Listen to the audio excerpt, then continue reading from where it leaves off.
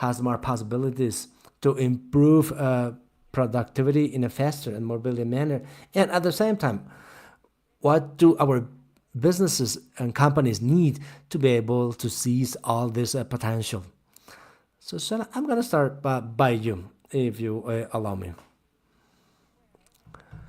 Well, it's quite a broad question. Yesterday, I was listening to the panel members and how they talked about the evolution for Latin America, and it's not very different to what we have lived in Chile.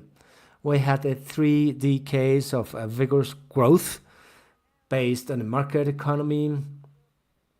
We went through a inflation control process, autonomous central bank, privatizing companies, fiscal discipline, and that gave it a huge benefits to the country with very positive results, not only economic growth, but everything that leads a big reduction, amazing reduction of poverty in Chile, 60% of our poverty, and it went to less than 1 digit.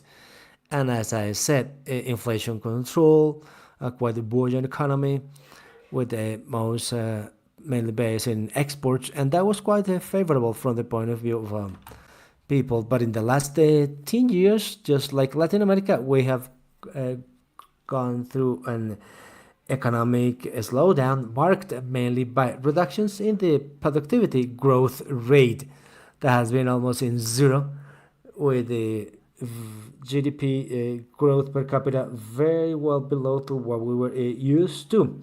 So now just 2%, and that's the projection in the next following 10 years also, with some reforms that indeed cause certain negative effects. For example, reduction of taxes, or also changes in the political system that has generated this atomization of political parties in the Congress that doesn't make governance very easy. Work or labor reforms that had affected also the labor market and generated more informality. So the perspective is growing back. And what do we do to keep growing? And I would say that then the main ideas that we need from the productive work, because eventually 80% of the growth comes from the private sector, and employment, it's a 40% of a collection. It's a context. The one is, again, gives us macroeconomic stability in the rules of engagement. Chile has a corporate level that is above the OECD. That we like to compare ourselves with them to attack the ladder of security that has been growing, even if it's less than in Latin America.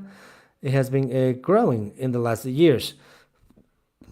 And change in the capital market that was affected during what we call the social outbreak in 2019, that generated a populist way for encouraging the withdrawal of the pension funds, that affected strongly the capital markets, and that has been felt in less access to funding and higher interest rates. I would say that in general terms, that's the scenario that we are seeing today. Thank you very much, Susana. Bruce, now I go to you. What are these areas, these branches where we can see an improvement of productivity? And what do the entrepreneurs need?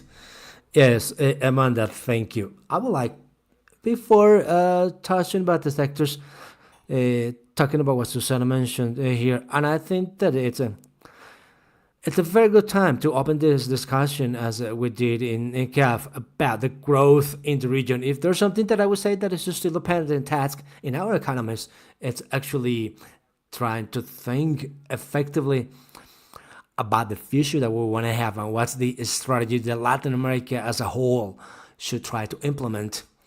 I see the countries in Latin America nowadays that are somehow clueless, a little volatile, like going to different places here and there, and without a clear strategy to make it ahead. I think there are countries that want to go back to socialisms, countries that want to go to the more stabilized versions, some other countries that are extra neoliberal, and like we don't have like a real or a clearly enough story about where we are going and how we are going. So the question in the forum in general terms is how to recover the part of growth. I think that's the question that we need to ask ourselves as countries today. I see the political campaigns, for example, in the different countries, and in very few cases, I see politicians saying that we need to grow, we have to develop, we want to look for a development and wealth in the region. That's not part of the political discourse speech. The discourse is quite ideological, quite partisan in terms of groups or political groups, and very little aimed towards a real version of development. Latin America has to make a decision.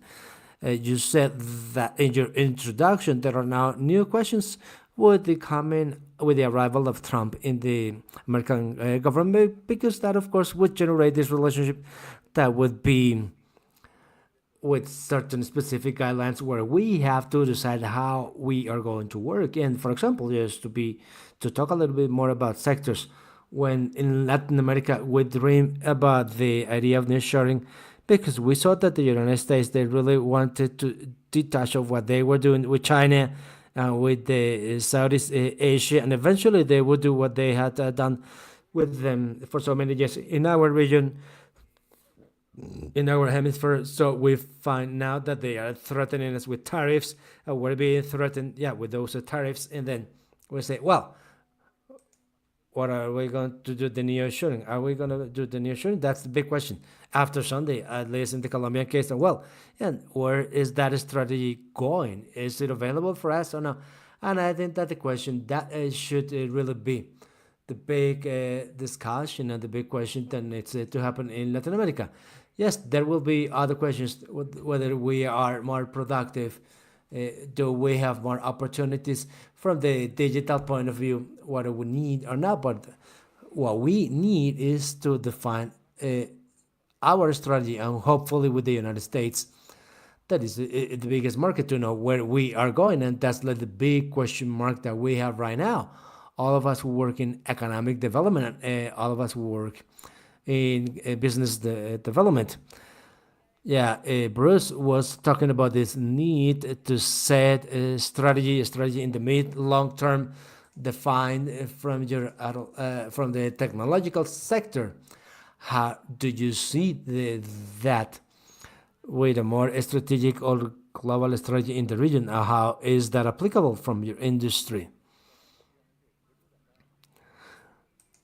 Well, indeed, I think that here it's hard to answer some specific questions exactly, because I think that many times the to find the answers we need to ask ourselves the right questions.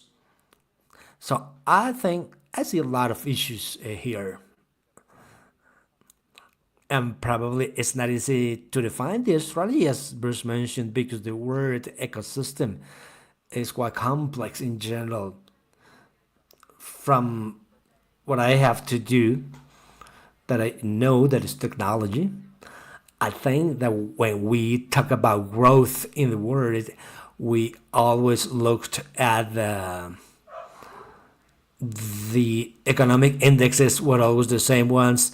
The political cycles, we say we have so much time in this political cycle in a specific region to make specific investments, because then the political cycle would change in 4 years, the flags would change. And what has happened and now is that the technological index has been included, and technology has somehow disrupted these cycles where they are not so predictable in the economies, but they are kind of unpredictable, because I don't know how many of you follow the AI thing, but I have to follow it closely.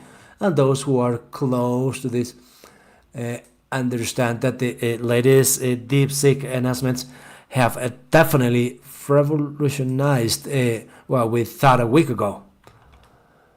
So it's not just a Trump announcements about what's going to change in the region and what can change help in defining the strategy, but we also have a technology. 2 years ago, we had OpenAI with ChatGPT, and they say that we are not going to have a power. So the investors are going to try to solve a problem where they think that the problem is located, where they think that there's this economy to solve this. And then now somebody in China, somebody with $5 million says that we have more than enough power to do the things, not just as GPT, but better. So the paradigm, it changes, and that doesn't have anything to do with the political cycles or with anything. So if you look at this, and the UN, the first one says, well, poverty is zero for 2030. And in Argentina, for example, where I spent most of my times in 2015, I mean, today it's 52% poverty indexes, and it used to be 15. So you tell us, are we going in the right path, in the right direction, or in the opposite direction? So I think that we need to rethink ourselves as a society about a lot of questions. What does growth mean? What does growth mean actually today? The realities in 2015, when these SDGs were set, is not the same reality we have today. So for me, we need to revisit a lot of concepts. We're not talking about growth, we're talking about quality of life. Who's talking about quality of life within this concept of growth? What does it mean? Growing in the world today, having more money in the bank or having a better quality of life? So I think that all of these questions, plus the disruption of technology, is making it hard to answer all these questions. I was lucky enough to be invited in the most important IT conference in the world last year. I was the only Latin America guy, and when I would listen to them talking about innovations in technology, none of them was talking about Latin America or the I mean, the solutions that are being developed in the United States are being developed based on the central issues of the geolocation in the United States, and the impact AI will have when those solutions are deployed in Latin America will be huge, for example. So there is a disconnection, and that's what I'm saying, from the different regions and the different issues and the solutions that are being created for this growth, for this economic growth. Now, Yala, I'm very interested in your point of view by being specialized in medium and small size companies, because sometimes we lose the focus on the driving power that the small companies can have, because it's a very important fabric is the small entrepreneurships, and that connected to the opportunities of technology. I would like for you to elaborate about this a little bit, the opportunities that you see. Thank you, of course. I think that within this volatile world that we live today, and where we have to adapt ourselves, there are also opportunities. And of course, from the point of view of SMEs and entrepreneurs, we have a series of challenges that we need to face. Yeah, for example, access gaps to funding, to training, to education, all those gaps. And all of those factors are in function of growth and sustainability.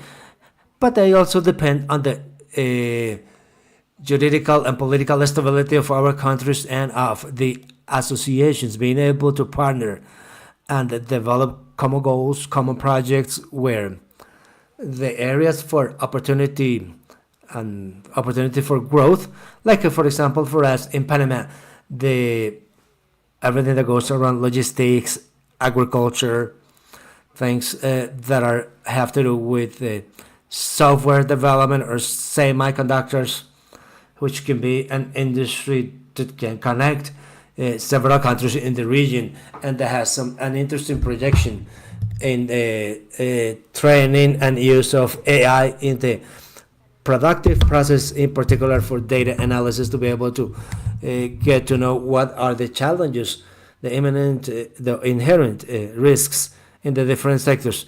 Each one of those actions, I think, there are opportunities that we have to be able to develop, however, a common strategy in Latin America. As you have mentioned, we are a region that are not really in the map of the technology companies, as we said. So it has to be a matter, and we have to take ownership and think that these forums help us to make it work. But just by proposing common strategies for the region, we can somehow move along and start measuring results.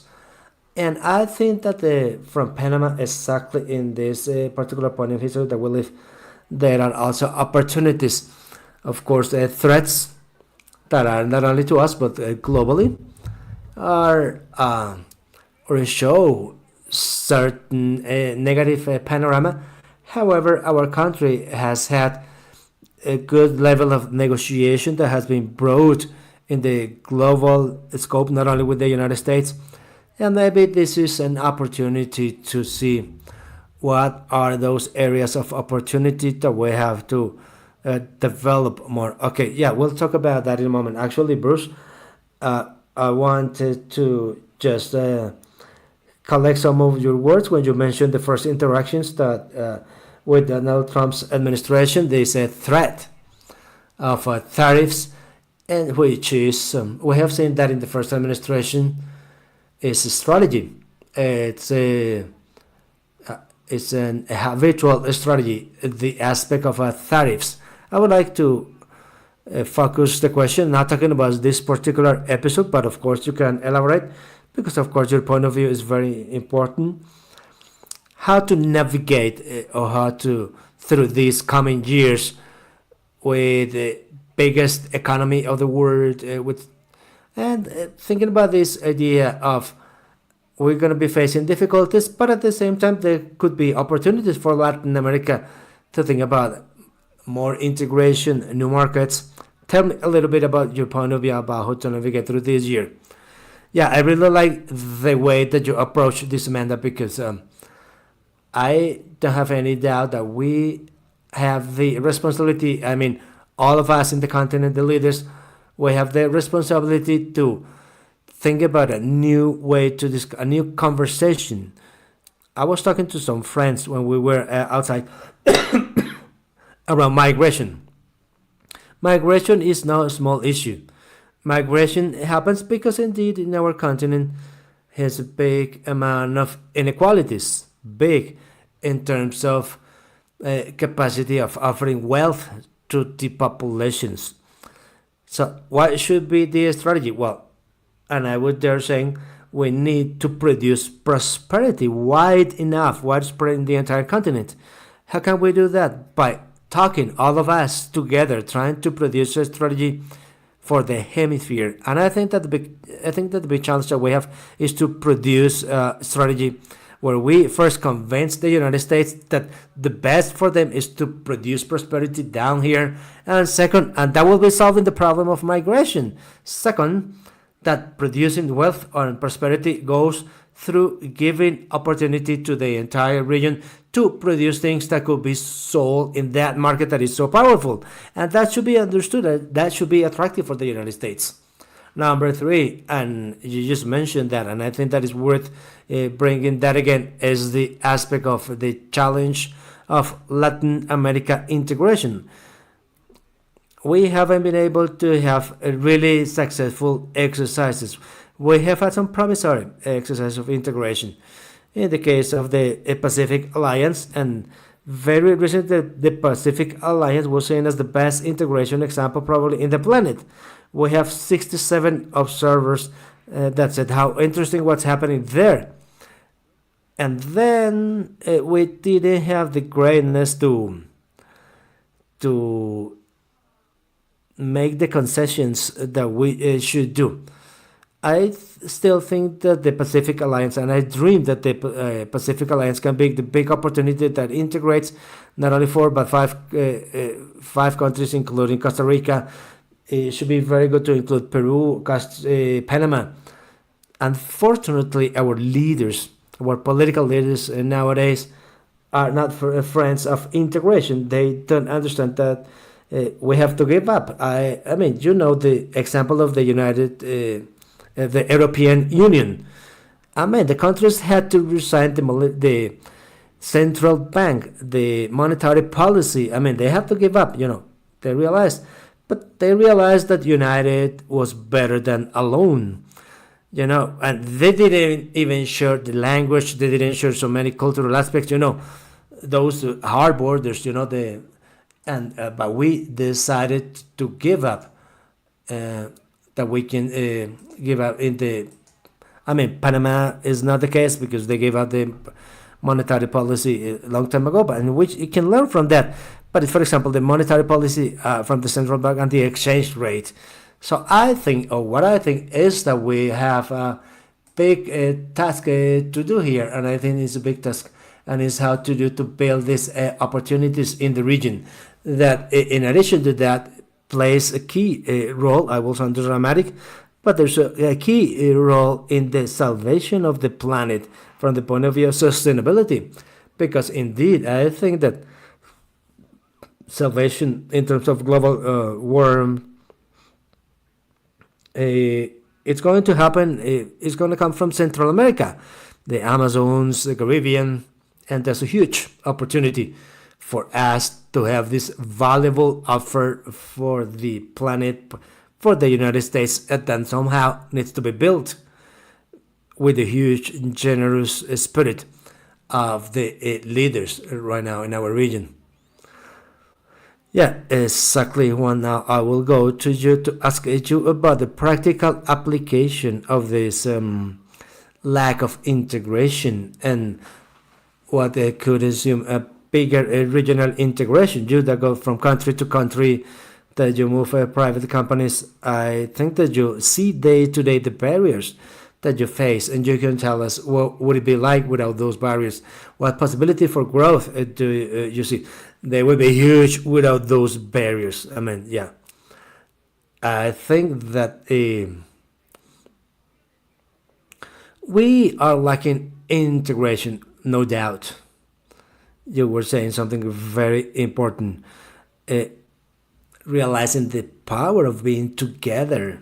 We need to realize that around the world in general, I think that's as the humanity has failed in the our capacity to generate political leaders that rule and lead us to the places that we deserve to be as a humanity, and not to where some people believe that is the best, but probably the best for them. I think that one of the reasons that probably we didn't achieve that integration is because the political tone is not the right one. We are dividing ourselves from the political point of view. We are creating an environment that is not good enough to have the conversations that we need to have to be able to take down those barriers and the economy in our region to flow. I think that our region has everything. We today are in a privileged place around the world because we, for example, do not have weapons. Nobody wants to fight with us. Nobody wants to attack us. Nobody wants to come and throw a bomb because they know that we can now fight back. So the region is full of minerals, full of wealth. We have education, health. By looking at the entire region, it's globalized. So in the end, we end up being not that smart in the way that you're managing all these resources. In and in the end, we're all very divided. And I think that we need to bear in mind what's the central axis and what's the tone of the political discussion we're going to have.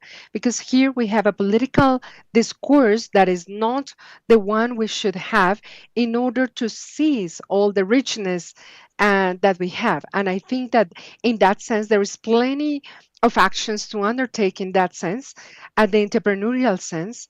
And I think there are countries that actually need to foster their development by decreasing their taxes and putting in place some structures in order to benefit this sort of ideas. And with the AI and in everything that has to do with the regulation of AI, our company follows that closely because here we need to bear in mind what is the regulatory aspect of the AI.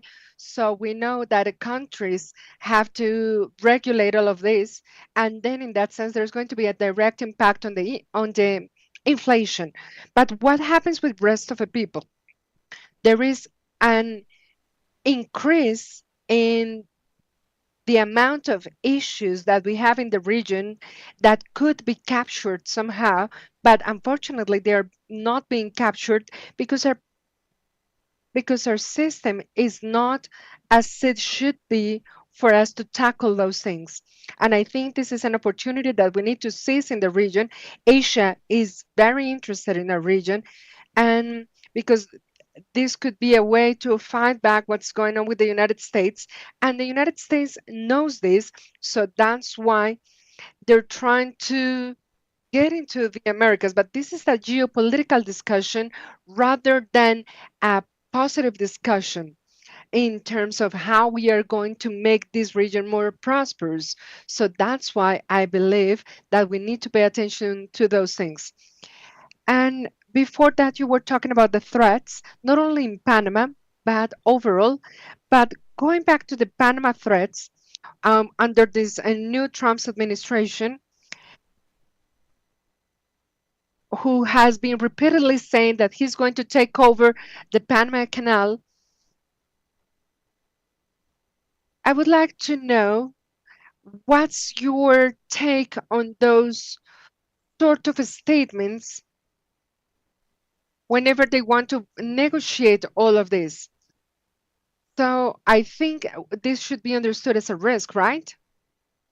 Well, I think we must be very sensible about this because for us there is no negotiation about the Panama Canal. It is out of negotiation. However, there are some other investment opportunities for the United States where they could uh, undergo different sort of operations,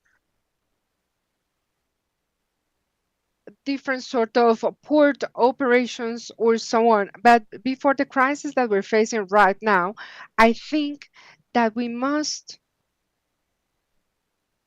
think about the management component out very strategically because it doesn't have to do with the canal itself.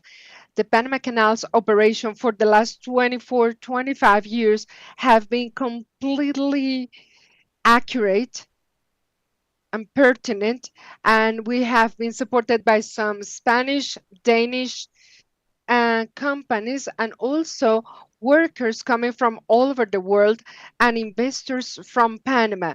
So actually the last 25 years operation of this canal has been very efficient, and not only efficient but has been rewarding in terms of growth for its infrastructure, and it has also supported education and the development of our country.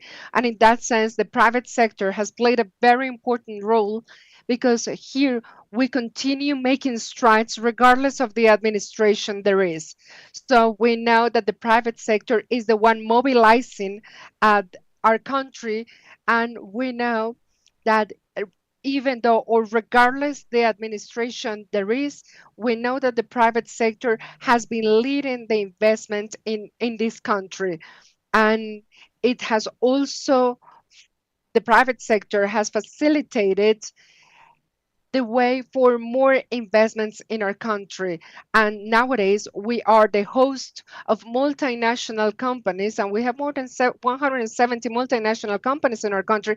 And of course, that means that we have a comprehensive strategic developments, and we have a strategic development strategy that has helped us out to decrease the poverty levels throughout the region, not only in our country, but throughout the region. So, in short, I'd like to say that we need to be very sensible about the decisions to make, and we need to bear in mind that that the Panama Canal is out of negotiation.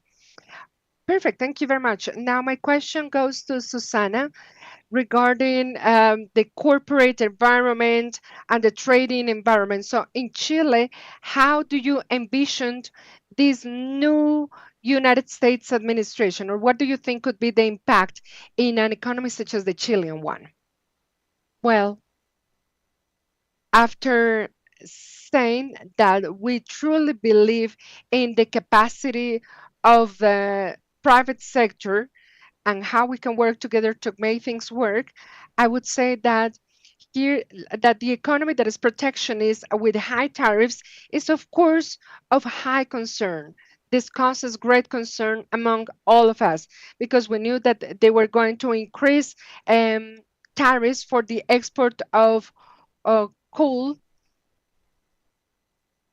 So of course that's something of copper and some other rare metals. So of course this creates some tension, such as my colleagues have mentioned.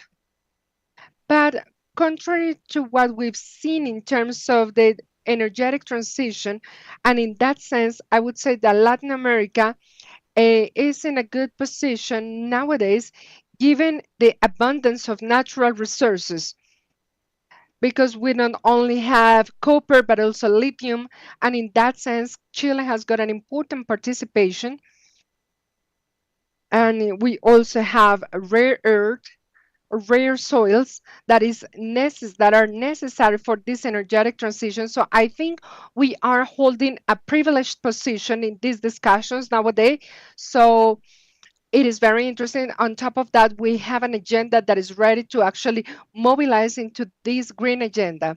So in that sense, with these statements, when we see the greater protectionism of the United States, when we see what is going to be the take on carbon neutrality, we see that it goes, let's say, against all the efforts that we've done so far and all the talk that we've had so far.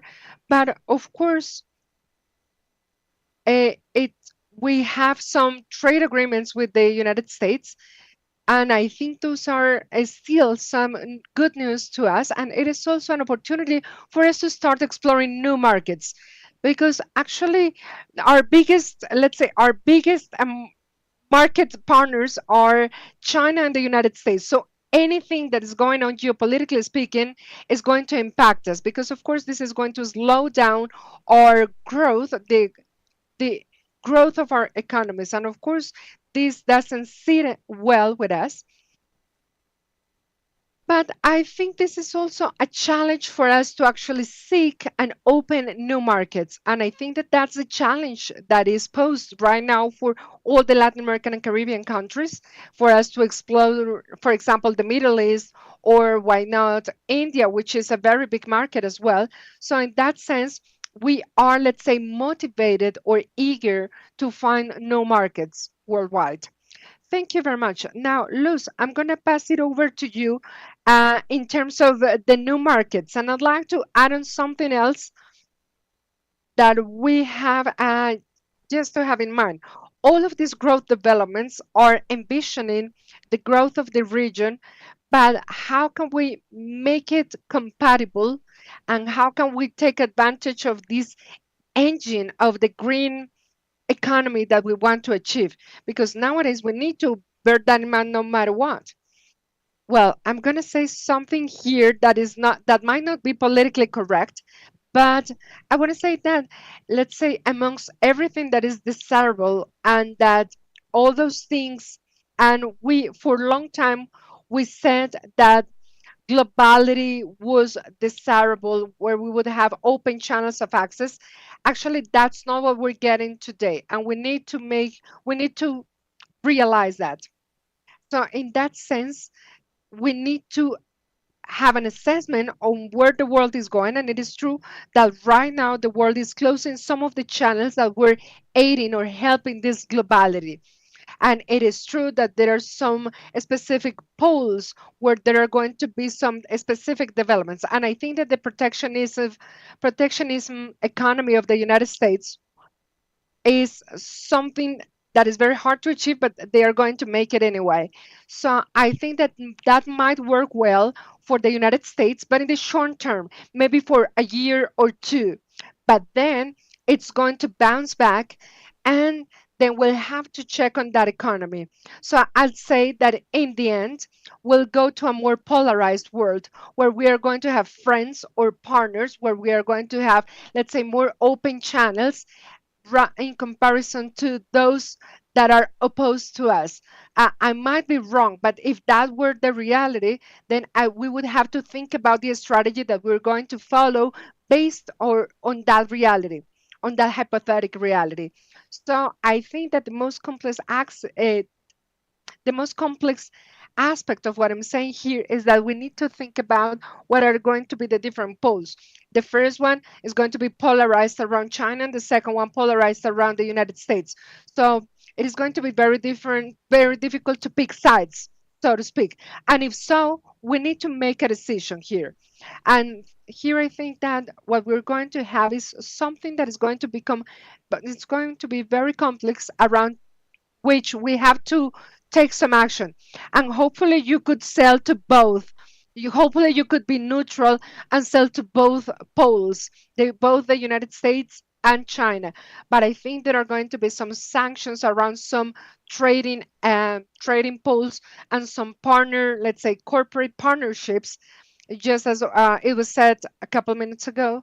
But I think we need to adjust our strategy.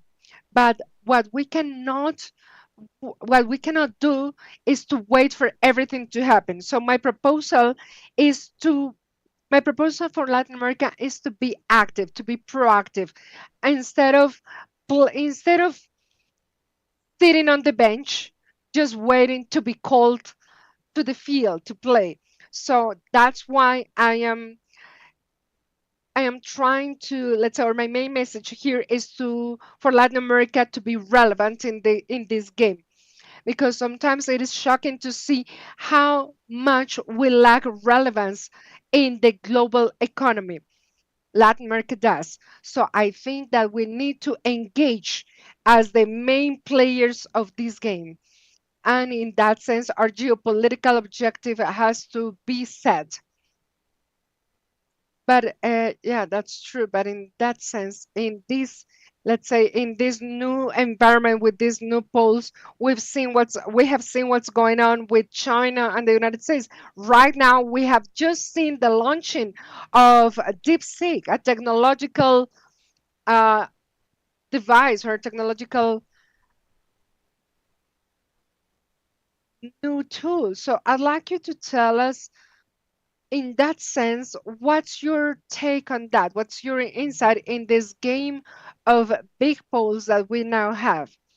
Well, I completely agree with my colleague. I think that we have come to the moment to actually create our own club, to create our own team, rather than being a fixed player on the board or in the field. We do have, and just to go back to your analogy, to your metaphor, we know that Messi is the best soccer player worldwide, and he's coming from Argentina. So we have this team from Argentina. We have wonderful players coming from Brazil as well.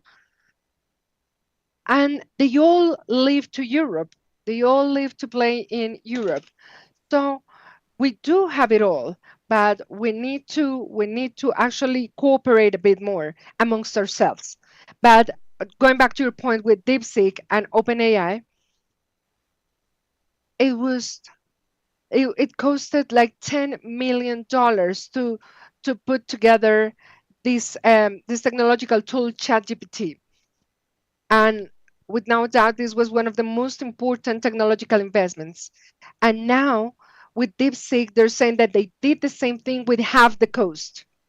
And the United States built NVIDIA, which is another technological advance, and it overcame Apple and Microsoft in, at the time.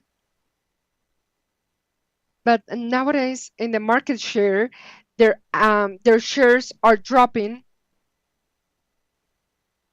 because of another product that is better than ChatGPT, and DeepSeek is just the very first version of it.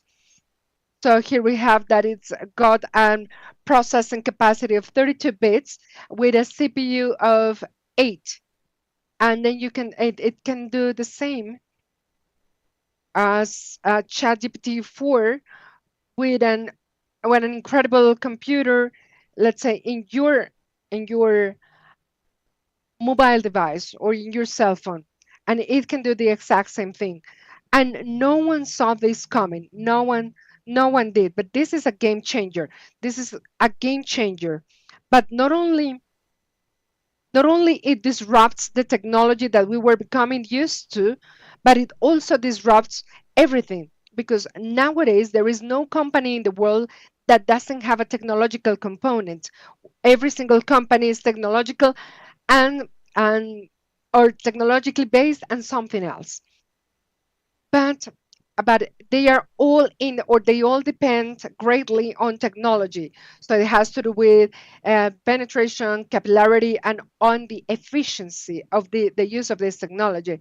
So something like that uh, was as disruptive, of course, it is going to change the north of a compass. And that's what we need to be paying attention to. We need to be, we need to keep an open eye in terms of what's going on, as to get to be leaders worldwide. Just as this guy did in with DeepSeek in China, and with and how and the same way it has happened in the United States. So in that sense, I think we must stop submitting our resources for others to complete these advancements. I think it is the time for us to do our advancements ourselves. So I think, eh, and I'd love to be playing the game. I'd love to say, I'd love to actually get into the field saying, like, I know you want me, and this is what I want. I'd like to set the rules for the game, but that's, and because, for example, nowadays Europe's looking back at this region to actually get to procure some gas, and I think that this might be a bit, um, this might be a bit of a, let's say, a dream. But why not? Why not having this reality for the very first time in history? Because besides, let's say, creating technology, I'd like to create things to be able to offer them to the world, to create new things. I try to have this vision. I think we're ready to do so. I think we're ready to do that as a region. Well, thank you very much. I don't know if you would like to say anything else, or if you'd like to elaborate a bit more regarding this last comment. Well, it seems that we are running out of time. It was truthfully a very enriching conversation. I'd like to open up a new conversation and a new debate around each of your insights, but I think that it is a very good reflection, that one that we're left with, which is becoming a creator rather than anything else. So we'll see each other next year. Thank you very much.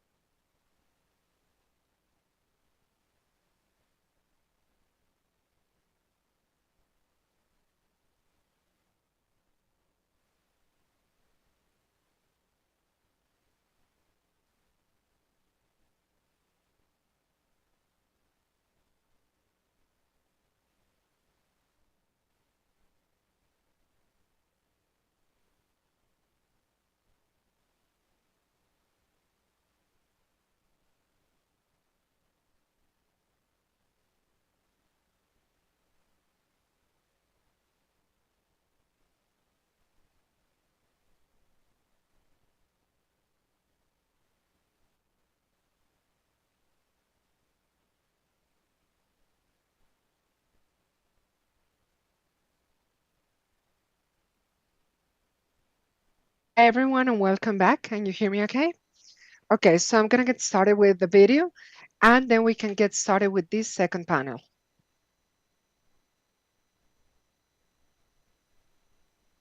Latin America and the Caribbean has experienced the lowest increase in productivity in the last decade, a labor market that has been characterized by high values in informality has deepened this situation.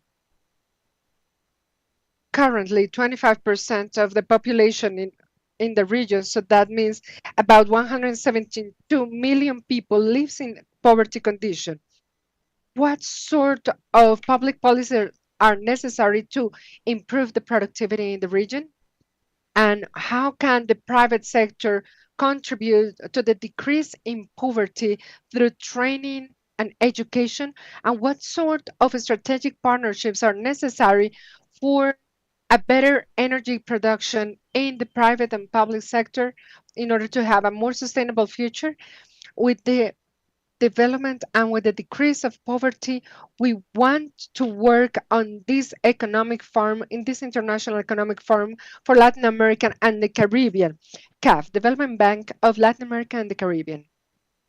Well, welcome to this panel that is very promising in terms of the development in order to decrease poverty. And I'd like to welcome Laura Sarabia, Minister of Foreign Relations or Foreign Affairs from Colombia. Please be welcome, Mrs. Chancellor and Minister of Foreign Affairs. Let us welcome her to stage. We also have Mr. Claudio Orrego coming from Santiago, Executive Chairman from Santiago de Chile. Thank you very much for being with us. Mario Pardo, Executive Chairman of BBVA Colombia. And Ana Virginia Moreira Gomez, Assistant Director, General and Regional Director for Latin America and the Caribbean from the International Labor Organization. Please be welcome. Whenever you feel best. Sergio Abreu, coming from Aladi.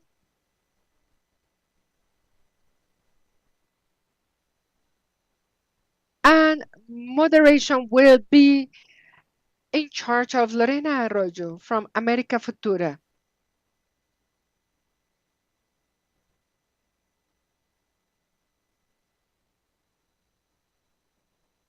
Are we ready?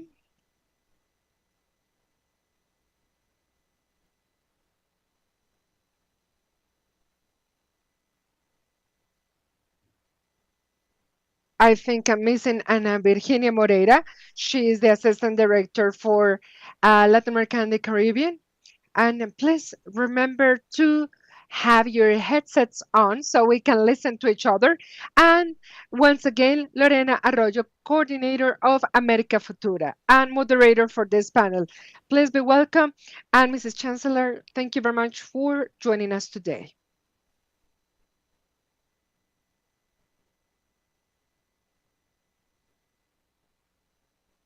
Well, thank you very much for joining us this morning. We're very sorry about the last minute inconveniences, but it seems that it's been a bit of a mess with the headsets and some of them weren't working properly. But here we have this wonderful panel that is about to take place. And we have been talking for already for 1.5 days about possibilities for development in our region. And today we are going to add on a very special detail to these discussions in terms of how to achieve not only to this sustainable development in Latin America and the Caribbean, but we're going to also talk about how to decrease poverty and how to make this possible for everyone in the region, especially for this region where 1 of every 4 citizens live in poverty conditions. So that adds up to 172 million people, and how we can, and in that sense, we have some challenges, which are the ones that we are going to discuss this morning, as to how to decrease the uh, and how to decrease informality in a region. So we have already introduced our colleagues. We have Laura Sarabia, who has been just named the Chancellor of Colombia. She's been in this position for only 24 hours. Please remember to use the microphone. Yes, thank you. Thank you very much for the invitation. We also have Claudio Orrego, the Metropolitan Regional Governor of Santiago de Chile. Thank you very much for joining us this morning. And then we have Ana Virginia Moreira Gomez, coming from the International Labor Organization for Latin America and the Caribbean. Please be welcome.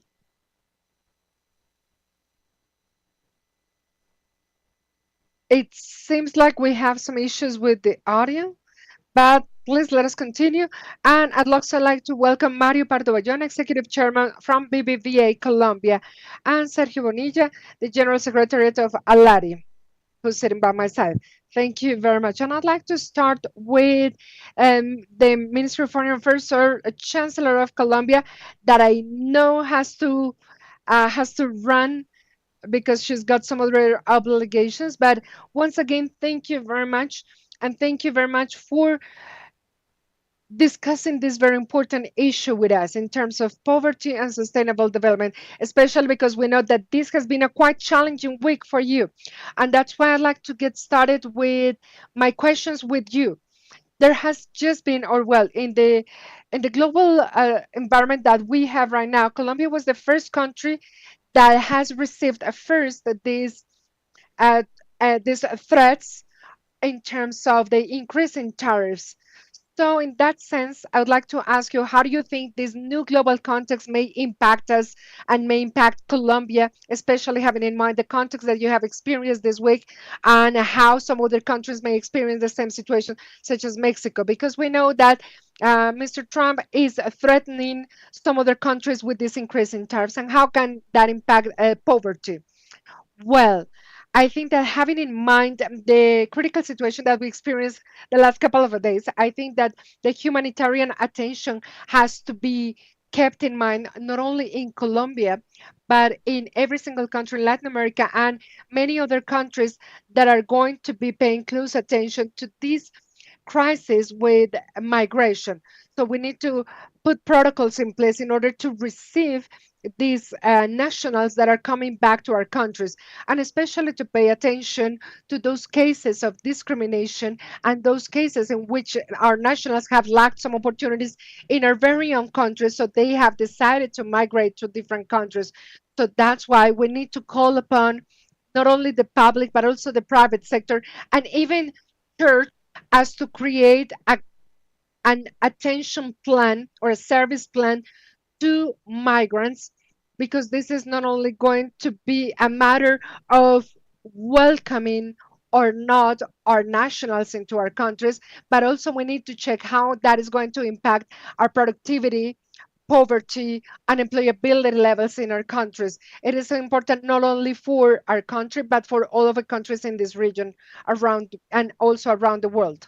I also wanted to ask you about all the different hats that you had worn in this administration in this administration in Colombia, because Colombia has managed to decrease in 1.6 million people the levels of poverty, but of course we know that we need to make that to a level that they can cover their basic needs.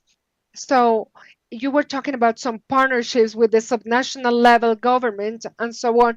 But I also wanted to ask you, what were your experiences in that sense? And what was the reaction of your counterparts whenever you were fighting for the decrease of poverty? I think that social and assistentialist policies are not enough, and not the state would have enough resources to serve vulnerable people in their countries. So that's why it's important to unify a single policy and find all the efforts necessary. Of course, the government, the state, has the obligation to respond and serve to all the vulnerable people in their territories, but a call to the support of the private sector, all the organizations, is what actually can make this successful and sustainable. Because the idea is not only to provide assistantialism to somebody, because that does not reduce poverty. That's just some kind of a band-aid in face of the big in realities of these people. It's important to generate programs and policies that are sustainable and that generate productivity for people, livelihood for people. A lot of people, they are now waiting to get free meals, but they are just waiting to have opportunities in this popular economy, circular economy, to have unemployment. And I think that's going to be the key to reduce poverty, not only in the region, but in a country like Colombia, where we have taken a bet as not in generating more kind of assistantialism, but generating credit, productive projects, popular economy projects.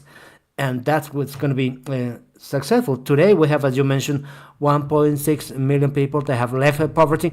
And the challenge, the biggest objective of the government is to be able to increase productivity in different territories, in particular in those excluded territories such as La Guajira, Chocó, and those areas that have been facing inequality and violence for decades.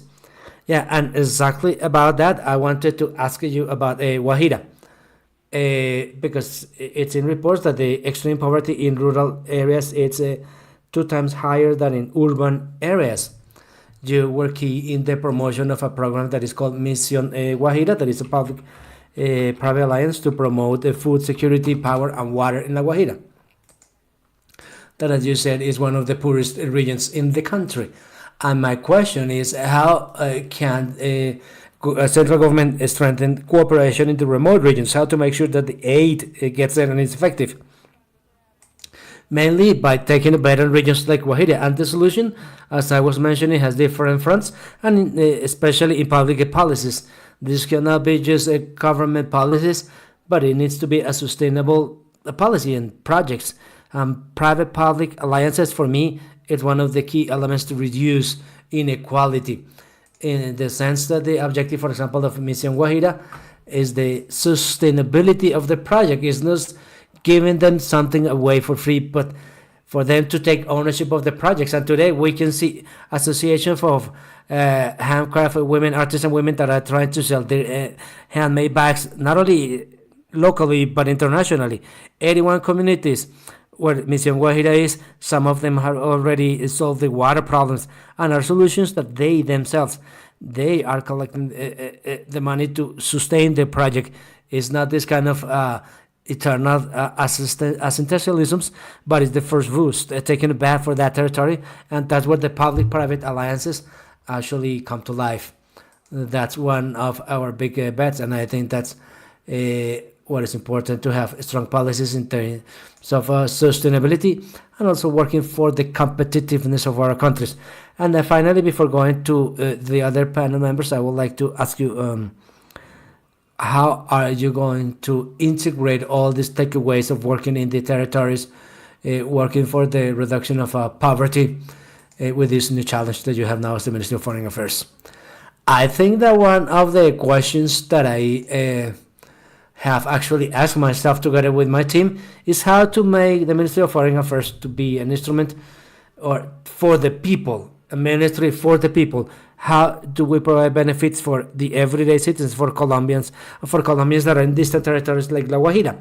And in particular, we saw in this part of the is a framework for growth and development, not only how international cooperation, the private sector and the public sector can have a specific alliances for those territories, and it's just having or working on some specific projects that is not just over-diagnosing our diagnosis, and I think that we are already over-diagnosed, but we should work on specific projects that work for the development of people and the development of territories, and that should be the role of the Ministry of Foreign Affairs, and in alliance not only Mission Guajira, Juntos, and all the different projects that have come from those public-private alliances, but how can we actually make this territory a common front, where I make this invitation to the private sector, to the governors, to the majors, and the different organizations, and in particular to international cooperation,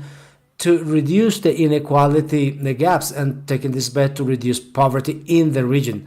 And that should be our objective. Let's face migration and the phenomenon of migration If we can stop that, if we generate opportunities in our territories, if we generate productivity to our citizens, and in that way we will be able to face not only phenomena such as migration and others. And this is a call to say that this is to build, it has to be built together. It's not only the government, the private sector, but it's everybody. Thank you very much. And we continue with now Minister or a Major Rego, because the local governments are key to implement these inclusive strategies that promote productivity and encourage equitable access to the protection of the state. So I wanted to ask you, from your experience, what public-private associations have shown to be more effective in that challenge to reduce poverty. Yeah, let me have this initial reflection in this aspect of growth. In terms, I think that it's important. Sorry, people are not listening, it seems. Yeah. Okay.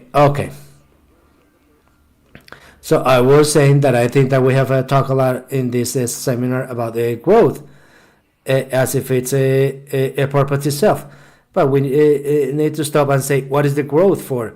If it's not to take well-being to everybody in all the territories. So now, one of the ways to measure this growth is that indeed we overcome what it's called the average. I mean, in average, the countries are measured by GDP, by the level of growth in the different regions.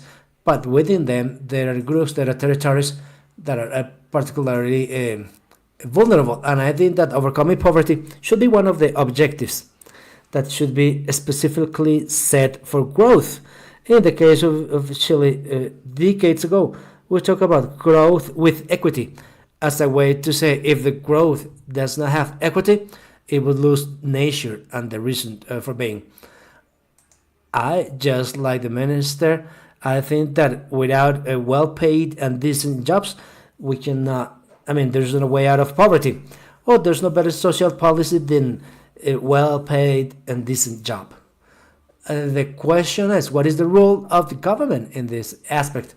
And I think there are two roles. First, a macro level that has to do with public policies of the country that have to be stable with clear rules, because we know that for the private sector, they generate investment and employment, but also the government needs to have the capacity to translate these rules of engagement also into specific mechanisms that allow the mobilization of resources and work for the most vulnerable. Two examples, because the case of Chile, as you might know, beyond the polemics that sometimes we have, when you look at the 1990, when we went back to democracy, the level of poverty in Chile was around 48%.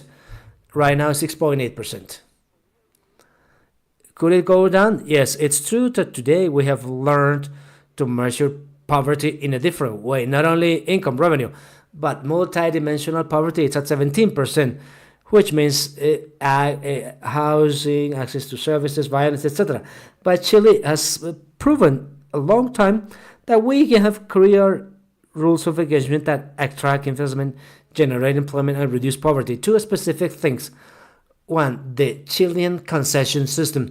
This was a mechanism created by the government that allowed for the private entities to participate in the construction of public works. Along 20-something years, $25,000 million have been invested in roads, airports, hospitals, prisons, and dams, reservoirs, etc. So the government has a mechanism that attracted private resources for a public purpose and released public funding for social aspects. A good policy. Second example, everything that has to do with the training policy in Chile. We will talk about this. I am sure that we have lost a little bit the compass in Latin America. We have put all the effort in the traditional tertiary college education. We have been investing in training lawyers, psychologists, and we have forgotten that there's no economy in the world that cannot make it when you train technicians and professionals. Shorter programs, cheaper programs, cheaper education that are accessible for everybody that are necessary for the economy. I think that's where we have the gap. I think that we have not generated the mechanisms in Latin America and in Chile, in Latin America, to give a sign to the new generations that studying to be a technical, mechanical, network technician, computer technician is as much or maybe more important for the country and profitable for them than becoming a psychologist, sometimes to end up driving a taxi. I think that there's a gap. Now, in the case of the subnational governments that you were asking, I think that we have a big responsibility to translate those macro policies into specific things. And I think that in the case of the metropolitan region of Santiago, one is that we are generating nowadays projects for a comprehensive urban recovery, or with the participation of the private sector, the national government, and the local government in areas that are deteriorated and that have actually been invaded by drug trafficking. Poverty is not only not having money to eat, it's also living surrounded by violence. So either we're able to understand that the fighting poverty has other territorial dimension, or growth will keep on being something just for business people and not for people. And second, not for the common citizens. Second, in Santiago, we have taken a particular bet in terms of gender training. The Minister of Transport of Chile is here. In the other, we have a shared project to train the biggest number of women to drive the electric buses. The biggest fleet of women drivers in the world. It's a specific policy to train with a gender approach for a particular need. So not only the government making these big national policies, but also to subnational governments seeing our pains in the territory, so that the growth can actually be an instrument of well-being for people and not a purpose itself. Then, if you allow me, we have talked a lot about democracy. We have to talk about democracy in Latin America. And democracy in Latin America is not only corruption and organized crime or authoritarianism, also we threat democracy when we don't have a government that can translate policy into specific works. If we don't take charge for modernizing, so the state will be fragile. Thank you very much, Governor. So now, to continue with the other panel members, I want to ask you a specific question about one of the challenges in this region that is the most urbanized around the world, and 86% of population live in cities. There is a recent report by UNPD about the poverty in the cities. Every time more and more people moving from rural areas and ends up living in the periphery of the cities, and makes them much more vulnerable when they live in those kind of marginal areas. So I would like to ask you how to approach this aspect of poverty in the cities. I think that I said already answered part of that. I think that we need to move of understanding poverty just as a matter of income and understanding the multi-dimensional aspect. If I have money but I cannot leave my house because I'm surrounded by drug dealers, I'm much poorer than I have less money, and I live next to a wonderful park in a peaceful environment. I think that we have to redefine not only the concept of poverty, but how we fight poverty. Growth is necessary, yes, but it's not enough. We need to have subnational authorities that understand this dimension of comprehensive development of the neighborhoods, all the big aspects of development: security, safety, the environmental crisis, inequality, mobility, are played in specific cities. So if we are not able to strengthen, as mentioned by a Peruvian colleague, if we are not able to strengthen the institutional capacities of governance of our cities, the resources that growth provides will not be invested with the biggest pains of people are. We have a saying that where the Santiago government goes through, people live better. If we are able to translate this vision of this city with more security, equity, etc. In specific works that give the project for people, people will trust democracy and will make sense for democracy. So for me, something that we haven't mentioned a lot in terms of growth, it's strengthening the subnational governments. That means a measure and transparency controls. Yes, corruption kills, of course, but also in terms of attributions.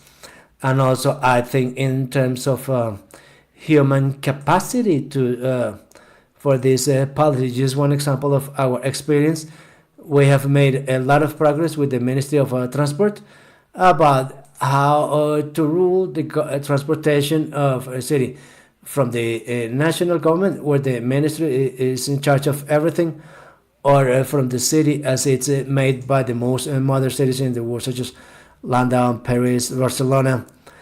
We are building institutions, so it means a governance mechanism for all the transportation means in the city, buses, bicycles, taxis, to have a more organized system with the synergies and what's most important, to improve the people's quality of life. Thank you very much. As I said, okay, very good. Ana Virgilia Moreira Gomez from ILO, a regional director. And I wanted to ask the endemics, so that is the informality. What strategies do you consider that are more effective to reduce that labor informality that is characteristic in our region, and how can the private sector contribute in that sense?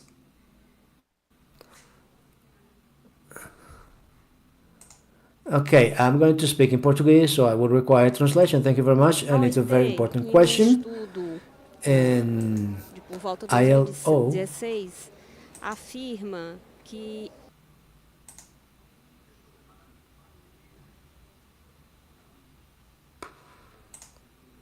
hello. In our region, the workers are in informality, most very much.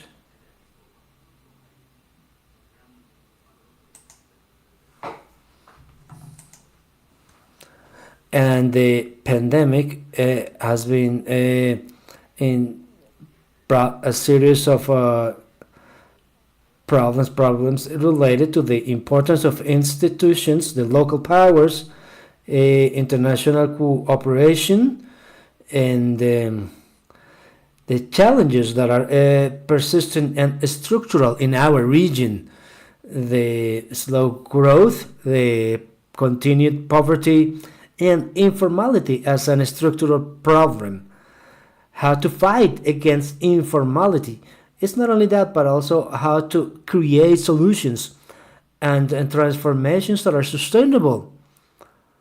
As it has been mentioned here, ILO works in addition to create opportunity of work, but not because it works. It's not a decent work.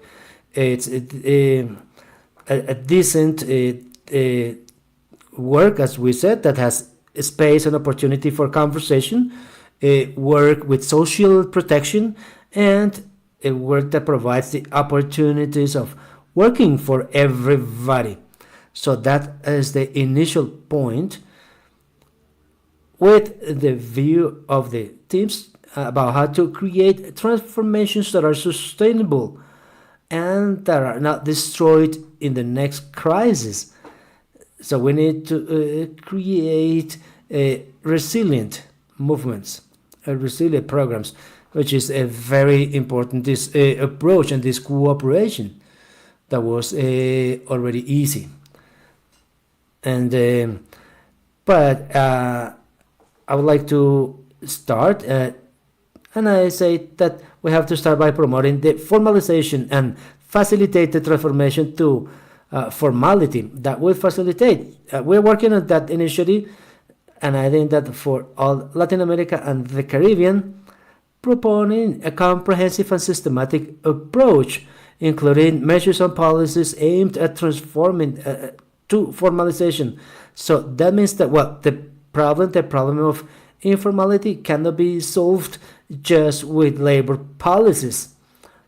here we have different authorities from different sectors that they show that sometimes the solutions are in the city. I mean, need to be comprehensive: training, education, investment.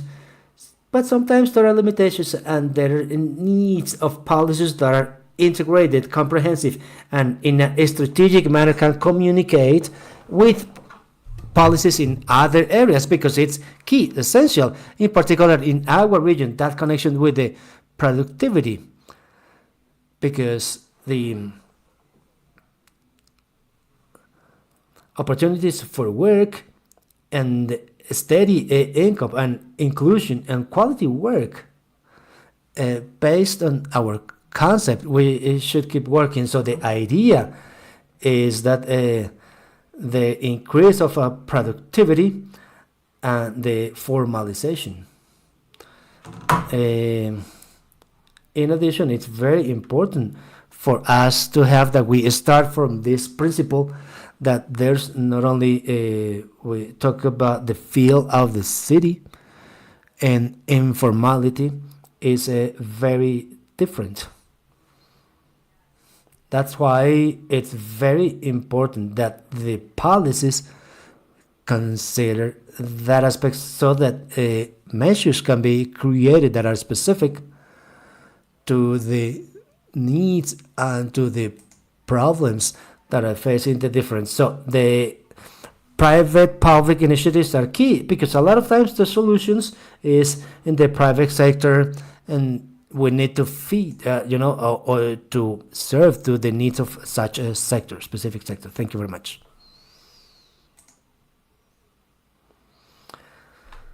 Yeah, could you now please tell us about a success story in terms of informality reduction, where we have seen that private-public cooperation? I don't know if you can think about some success story.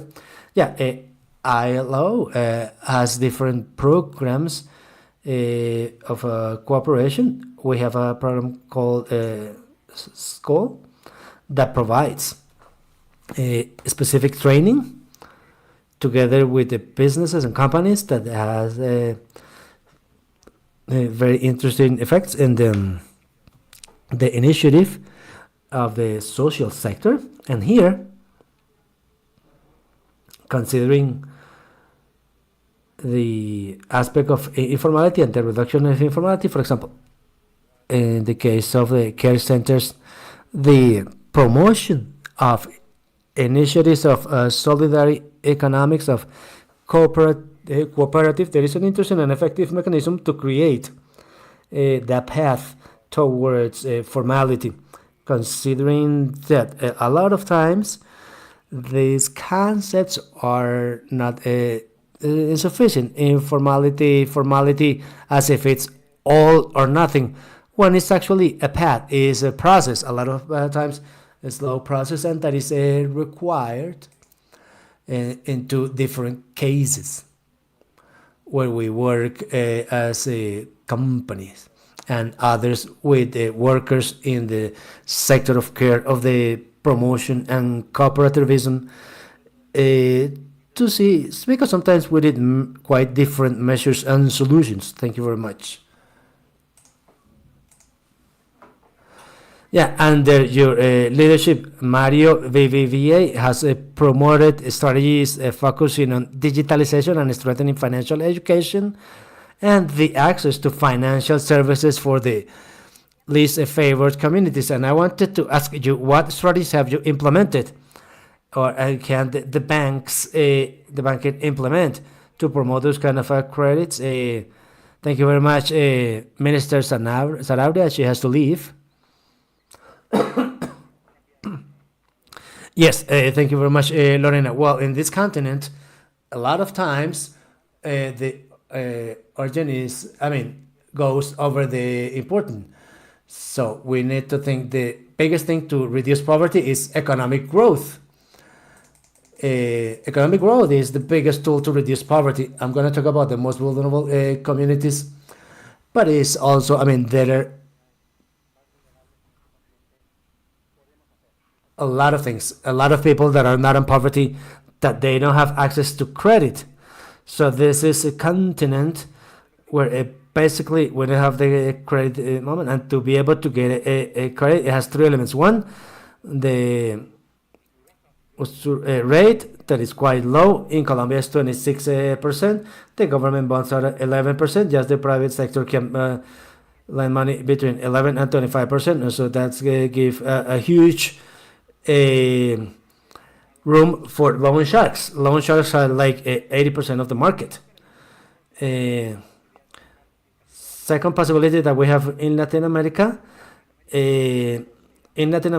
due to the high use of cash, informality is much more difficult to get to know the clients. But a good use of client would allow us to use better clients, because we have discrimination in the credit profile, and we have a lot to do in Latin America. And now, going to your questions, the most vulnerable communities, but I think that we should work on the more structural projects in terms of focusing just a lot of times in the most urgent, that are the most vulnerable communities. I'm going to give two specific examples.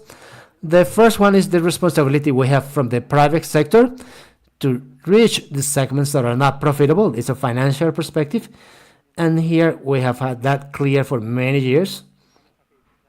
We founded 16 years ago the Microfinance Foundation, BBVA, exclusively to give credit to micro entrepreneurs in Latin America that are poor or vulnerable.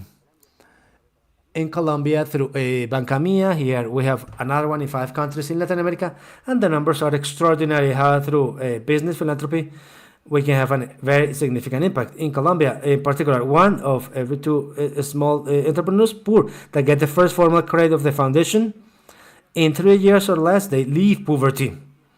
50% of the micro entrepreneurs that get the first formal credit, they leave poverty. And this was through a philanthropy program, 200 million euros, where we funded this foundation. And the message is the private sector has a role for the societies we are present. Okay, go ahead.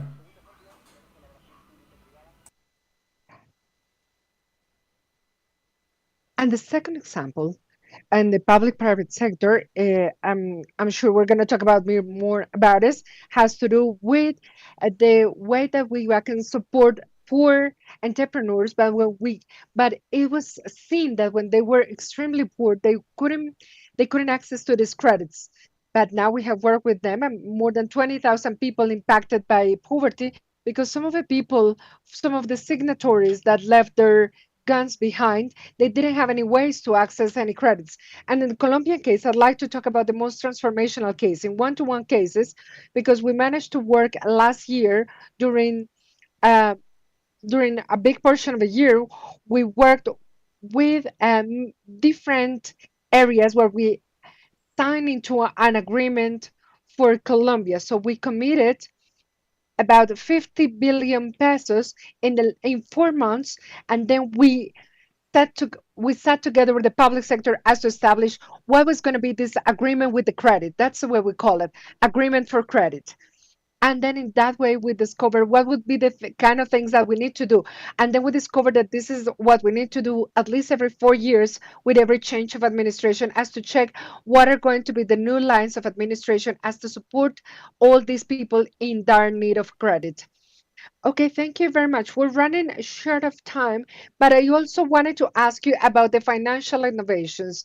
Here we talk about the risks and what are the sorts of things that we have nowadays. But what sort of innovations do you think are there in order to access these financial, let's say, tools and to access different credits or loans? Well, multiple things, but everything, and it might not sound quite novel, but digitizing is very important, because that's this digital barrier is the biggest barrier there is.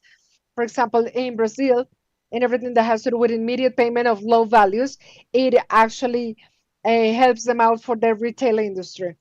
And it is important to share information with the credit bureau, so we have more information available. And with the big data, we can increase and we can improve the quality of information that we have in the system.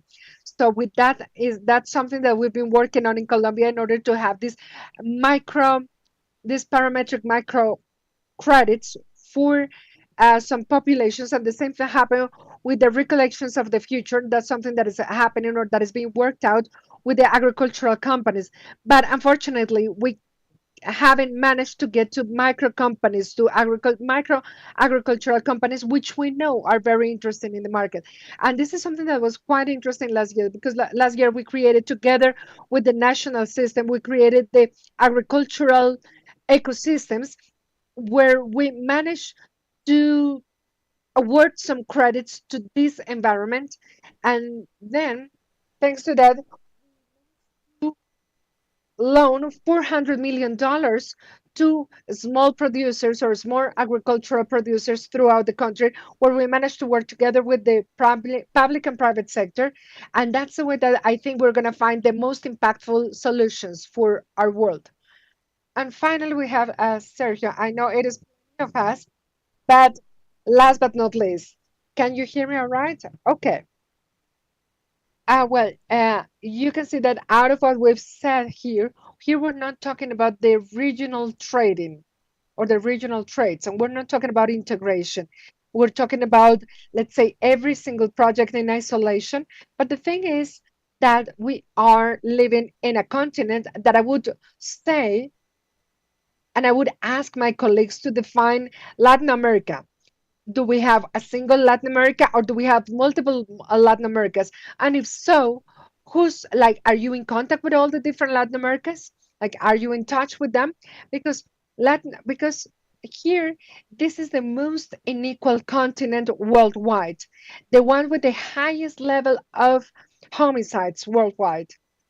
And here, and there is lots of billions being invested in drug dealing, and we have an intra-regional trade of 11 to 12%. So what are we talking about here? Are we talking about the name, the very romantic name of Latin America, or the social inclusion?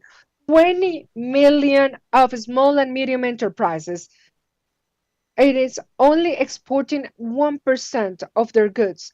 And then if they and then if they ask for a credit, they're going to be denied it. And then the rest, they're going to be, they're not allowed to grow, or they may grow up to, let's say, up to having 12 to 15 staff members. So here we have, let's say we have dire figures in front of us, and sometimes it can get up to 83% in levels of informality. And there's an important asymmetry, the one that we're witnessing here. So whenever we talk about integration, this ends up being a political discourse. And then all of the actions that we undertake, they are short-term solutions, and no one has this critical or strategic thinking as of saying that we're heading towards an integration. Let me give you an example. The main a trading partner of Brazil is China, and the tariffs are quite high. And the same thing happens with Argentina. And however, in the integration, the percentage with the small and medium enterprises is almost down to the bare minimum. Who are to blame for? Governments that only have a vision in the short term, because they only have a vision to gain or to win the next elections. And then we don't have if we don't have investment, we don't have trade, and if we don't have trade, we don't have employment, and so on. So that's why here we have a double-sided discourse, and then it is going to impact larger economies, that they continue to take advantage of smaller economies, and they continue to impose their political and ideological discourses on these smaller countries. So again, dignified discourse is still pending. And in this context, what do you think the solution would be? How can we promote this integration, or how can we overcome these barriers you're talking about, tariff barriers that you're talking about? Well, the barriers are not only of tariff nature, but we have different barriers. But let me give you an example. Facilitating trade. Let's talk about Latin America, because we're talking because that's where we are now. So how long does it last for a truck to go from one country to another? Sometimes they're even asked certificates of vaccines or I'm sorry, certificates of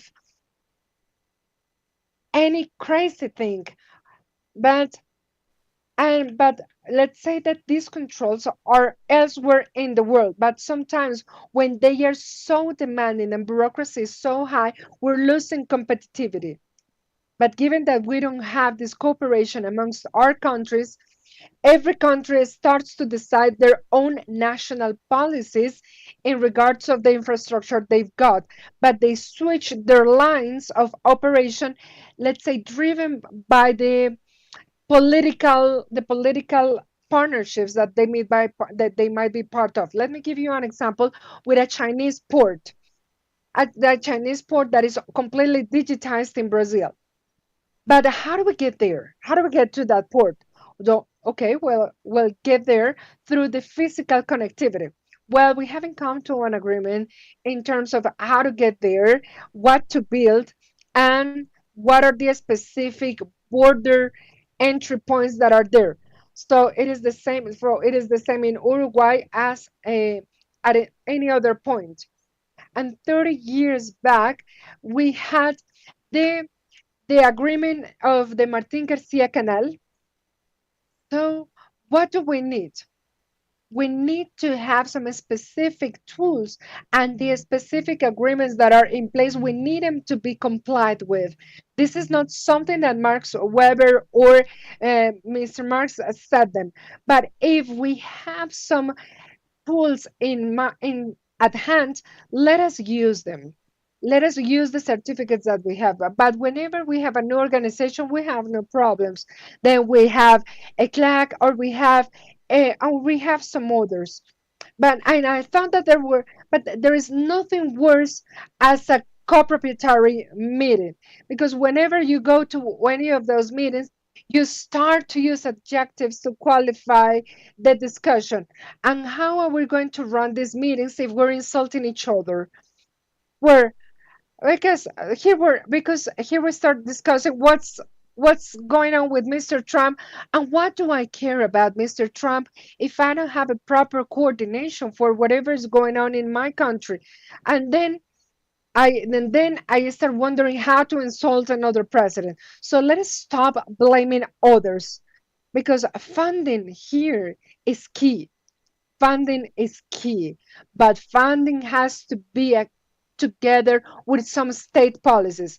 They cannot be thought with short-term policies, but they have to be joined together with long-standing policies. China, for example, have just used an clause, a safeguarding clause with every single that he's got a partnership with. So here we start wondering who is controlling these IMCs, because here we need to think about how is this being run around. But who's to blame here? Who's to blame?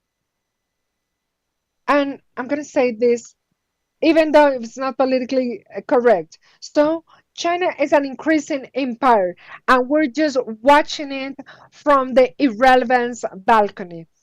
So we need to think, because here we have the highest rate of homicides worldwide, and this is the most inequitable continent. And this is not going to be something that China nor Trump is going to fix, but it has to be something that we ourselves have to fix. And whenever we don't talk about integration, we are breaking everything apart, because we continue to think about the short term solutions, and we cannot see how this is going to deepen down the problem that we have. And here we're not working on education, which is the most important tool that we have to overcome all of these issues. Well, you said that you didn't want to be pessimistic here. Well, I'm not pessimistic. But if I were a politician, I'd say that everything is all figured out. I'm very optimistic here. I'm being very optimistic. But all I'm saying is that um, the kite will only fly if we have the winds in our favor. So, and sometimes I suffer a lot when I see these double discourses, these double side discourses. So again, I feel committed to this region. And I do have, and I'm old, to be told that there are so many Latin Americas. We need to actually start talking about integration. Two-thirds of our world trade is actually intra-firms, because here we need to work with the micro and small medium enterprises, because it is them, and they don't even have access to internet. They don't have any connectivity, and here we have some other issues such as the narco traffic. So I don't want to be pessimistic here. I'm just an optimistic person who's well informed. Thank you. Thank you very much. Wow, we ran out of time to ask more questions, but yeah, you're right. You are right, that the kite only will fly with winds in its favor, but sometimes even if it doesn't. And that's what we need to keep in mind. Thank you very much.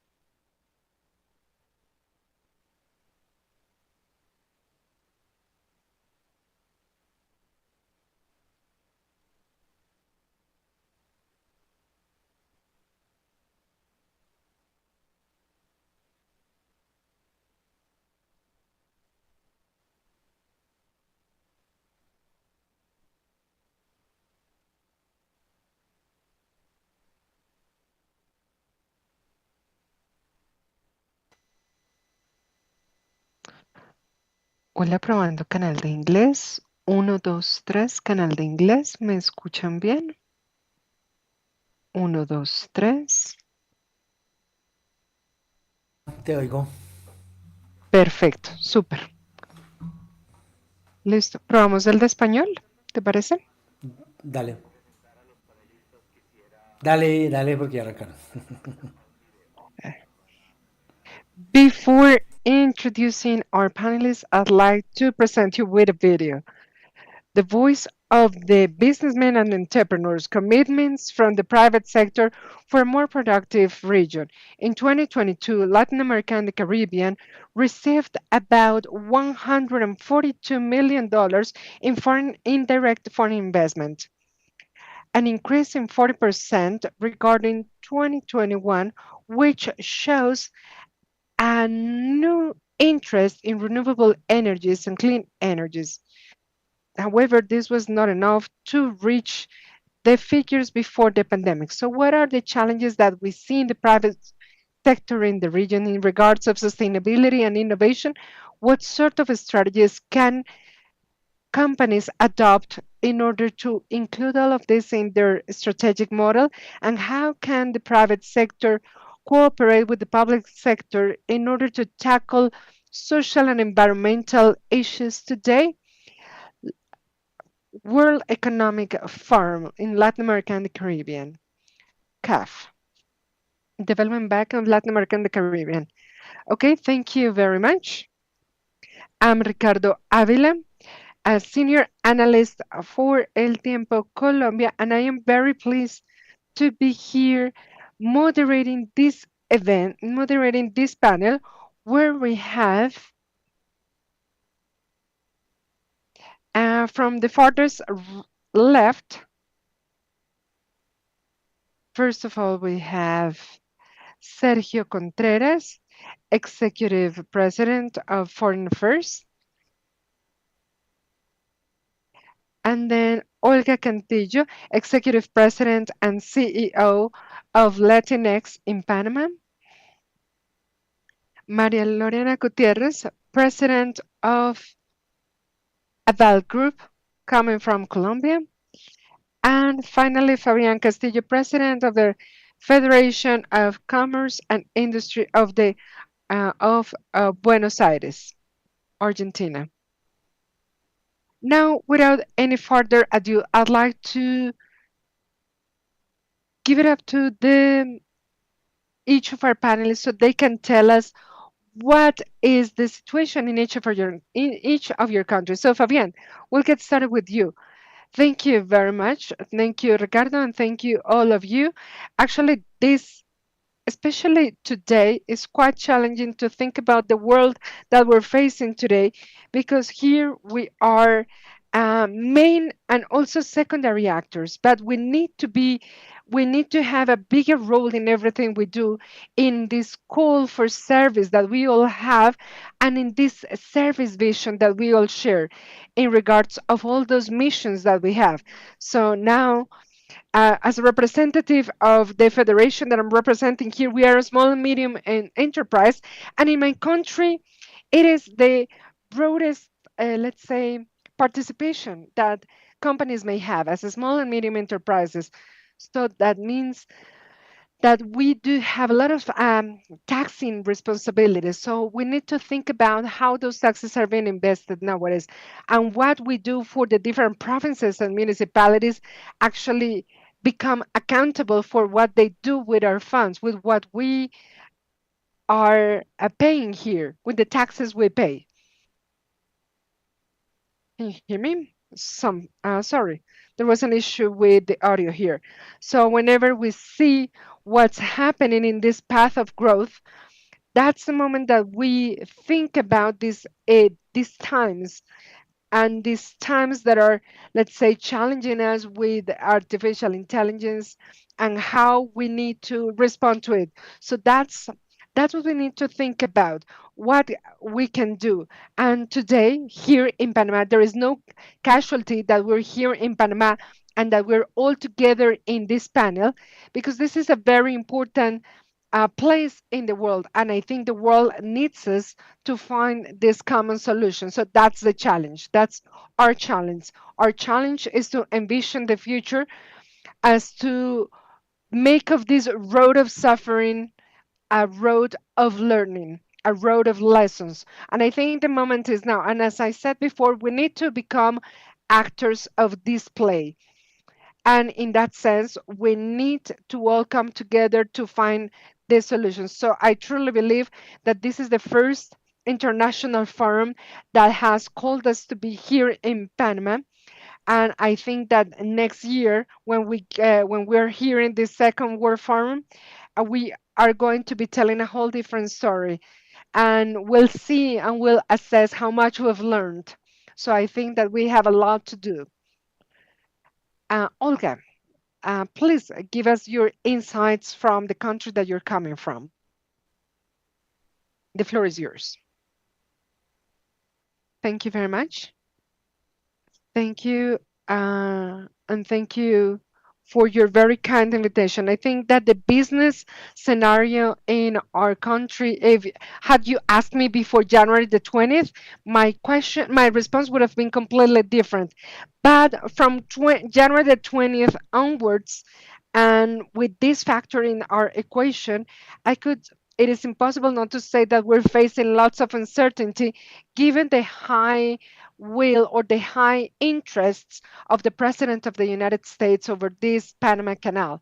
So this has provided us with lots of uncertainty, not only in Panama, but worldwide. So now we need to think how to seize what we have in our hands.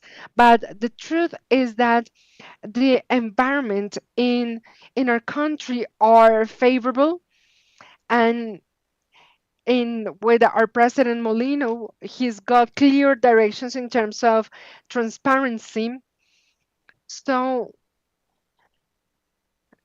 he wants to increase foreign investment for our country. One of those actions has to do with the allocation or the appointment of Felipe Chapman, who's been appointed as the Ministry of Economy and Finances of Panama, who is enabling us with lots of trust, not only for business people, but also for foreign investors and for the risk insurance companies abroad. So I think that there is lots of clarity in terms of what we need to do from now on in order to have a better scenario for business people. So first of all, we need to heal somehow our public finances, and we also need to work around our GDP and our external debt in our country, because right now we're going through some reforms for our pensional system. And actually, in Chile, and not only Chile, but some other countries have gone through some adjustments to their pensional system. So I think it was important for us to do the same. And I think that after that, we will see something that is very important as well, which has to do with the closure of the copper mine, one of a copper mine in our country. So that needs to happen. And the reason why we're working on this is because we need to work, let's say, on a ranking with them, with everything that we have in our country, with all of the different rating agencies, and especially now with the situation with the United States and the President of the United States. But we, Panama, are a very resilient country and very resilient people. And we've had some situations that have altered the way that we've been doing things, but we have never stopped. And we have always come with victories in any time that we have come or any time that we have faced difficult situations. For example, what we had during the pandemic, we had an important economic recovery. So that's why I'm confident that we are going to have a favorable business scenario for in order to attract the foreign investment that our country needs. Thank you very much. Now let's move on to Francisco Gonzalez as the member of the National Board of Directors of um, Mexico and one of card trading agencies. So, Francisco, please give us your insights on this aspect. Well, we are facing lots of uncertainty nowadays. There are many pros, but also cons that we need to bear in mind.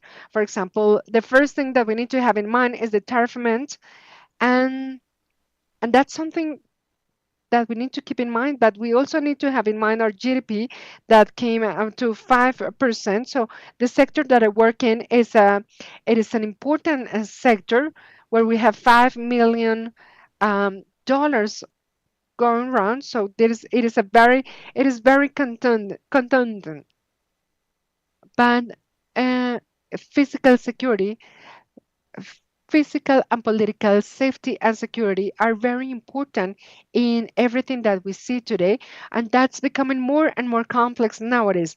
Anyway, we continue to grow. So, companies and the Mexican companies are not only investing but reinvesting because they see our scenario in the long term, and all the rating agencies have kept our rates, but except one, only one. And the sort of change that we see in Mexico as the immediate thermometer as to see what is going on. We have seen a devaluation that used to be very, very low, 16 Mexican pesos. It has gone up to 20 pesos. 20 Mexican pesos. So we've seen an important change in that sense. Of course, we know that our horizon is still complex, but we need to see what's going to happen, and then we need to see how we're going to keep on working around this 5% that I told you about. But of course, there's lots of uncertainty, and we see how some markets are getting stuck. Maria Lorena. Okay, thank you very much. And I'd like to especially greet my panel colleagues. And I'd like to thank you all for your invite today. So I'd like to start by saying that I agree there is lots of uncertainty. Let's say that some of us have a more deterministic way, but by listening to you and by having the situation with Colombia in previous days, I can see what's going on with the populist messages that do not have to do with either the extreme right or extreme left. And I think that we are being permeated by this uncertainty, and I think that this is a wake-up call to what we business people in Latin America say, that we are resilient. And so it is important not to lose sight of what we need to do, because otherwise we could be tricked into believing that we're going to go into recession. I remember that a year back we had this belief that we were going to go into recession, but actually by the end of the year we had the opposite outcome, and we were very happy by the results that we had. Even though the economic recession that we had, there are some sectors that are growing very well, for example tourism, entertainment, agriculture. But of course, investment in infrastructure and in the mining energy sector are quite concerning. Colombia still depends on the mining energy sector, and and sometimes, given the uncertainty that is out there, the investment also decreases. So here I want to urge you to be optimistic for this 2025, where we will find multiple opportunities, but we cannot stop investing. If we do not invest either through the public private sector or the public sector, then we need to think about what's going to be our horizon in the medium term, let's say 3 years from now. Because of course we're not going to have the same administration right now that we have right now, but let's say that my message here is quite optimistic. I think we're going to grow, but of course, I'd like to call our attention to set aside the political aspect, because last year we stopped investing and we cannot stop investing. Yeah, that's very important. And especially because after January the 20th, the incident, or let's say the uncertainty aspect in terms of the new policies of the United States, it has, let's say, increased this level of uncertainty. And just like the General Secretary of ECLAC, he said himself that we have an issue here in Latin America in terms of the low levels of growth that we have, and our levels of growth are even below those famous times of decrease in the region. So we can see how low our levels are in comparison to other regions, in comparison to the in comparison to Southeast Asia. But I'd like you to help us out to understand, why don't we have this more often? Let's say with a more, let's say, long-standing results, or what can we do for this region to grow faster? Fabian.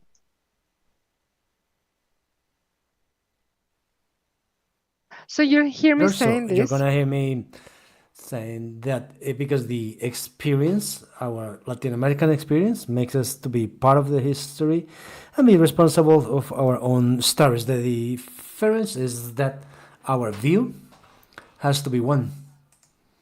When I was just recently listening the chamber, we have different chambers, institutions, associations that represent chambers and institutions, and they represent businesses.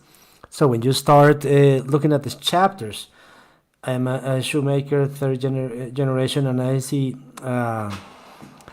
that my ancestors have gone through repetitive situations over time, and our duty in this generation is to end with those stories that were actually not positive back then. And I want to highlight that strongly about each one of us as citizens that are the ones that are committed in changing, as I said, this part of the story and find the solutions ourselves. In Argentina, everybody knows the story. Now we have a new disruptive president that doesn't come from regular politics, radical institutions that have over 100 years, because they are also seeking for something different. And we don't do parties and politics. It's politics. Politics is the best definition in the dictionary. It's politics is overcoming. We need to believe in politics. We need to do politics every day. And finding that view and that strategic view as a continent. America, South America, the Caribbean, we are the same, one and all. We come from the same places, and we have to go together when the sister or a brother country happens, what is happening. And my total solidarity to Panama and all the countries. We have to go together, finding the solutions. So let's look at that, at the fundamentalism or what's happening around the world. We cannot be distant of what's happening around the world, Asia, etc. So we are part of one and the same. There's a single house. So the environment, everything that has to do with the new elements. We hear yesterday, today about AI. So how do we do that so that exactly dignity of a human being that is not work, is not laid aside? On the contrary, how do we own that artificial intelligence? How can we improve the health system, the healthcare systems, the environment? So it's so much what we have to do. But once again, and I don't want to be too repetitive in my message, we have to do it, all of us together. If we don't do it this right now, it will be very hard tomorrow to say that we had the opportunity and we didn't seize it. Yeah, I would like to mention that when you look at these kind of meetings, you see that beyond the differences that our governments can have, it's hard, and even more in these times. There's a fluid conversation in terms of business people. So now the Colombian economy for many years was the start of Latin America in terms of growth, in particular during the, Panamanian, in particular during the expansion of the canal, but usually has had good numbers. how do you analyze things in this context of a very mediocre performance in Latin America right now? They say the Panama is blessed, and I have to agree with that, but it's also getting benefit and using following what Fabian said, and it says seizing opportunities, because I have a beautiful story to tell you, and it's the story from Latinx and how we see the potential from Panama for the region to the world, and the opportunities that we have to do it. And in that sense, and it goes hand in hand with the question that you just asked, because it's in the end the country's growth and the growth of the countries around us. Yesterday in the plenary session, I got so many messages, the challenges. We all have the same challenges, and therefore the region or the continent in Latin America that it's a little behind in terms of the global economies, but the opportunities are here. Talking about integration, how to be relevant all together, integrated, how to have those actions. Part of what Fabian was talking about, I'm from Latinx. Some years ago, we thought about this strategy that we have been working, and that strategy has been focused on providing that visibility to the region. Panama is the logistics, financial hub, different kind of hubs due to the positioning that we have, due to our dollarized economy, the languages we speak, for all those blessings that we have. And that I consider that we make good profit, and that is that we have worked from Latinx. One, in the capital market development, having best practices and best international practices, so that the international investors didn't have to read the language of the Panamanian capital markets. In that sense, we have made very important investments in terms of technology, where we acquire the NASCAR negotiation system, New Jersey stock market, with the intention of speaking the same language to those investors. We have done so with the security of systems, this program, because we try to democratize our market, but also with high commitment in sustainability. Another topic that has been mentioned during the 2 days in this economic forum were to respond to the consequences of not doing it, climate change, dealing with inequality through social projects, and the aspect of the legal and juridical security, and everything that has to do with good governance. So it's something that we have worked understanding in terms of mobilizing resources that serves these needs. And this is how to this date we have actually in the region today we have 10 issuers. They have green sustainable issues, blue that has $800 million listed in our market. Also with the aspect of integration, what is it that we're looking for?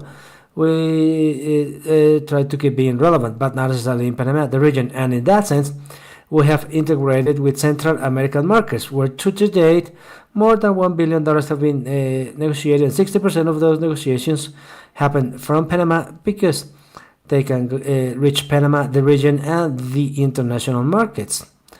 Because we have a link with European Bank that makes it easy for the government issuances, that is corporate debt and multinational, multilateral, can be acquired from Panama by international investors in Latin America, United States, Europe, etc. And finally, we are launching in the middle of this year a project.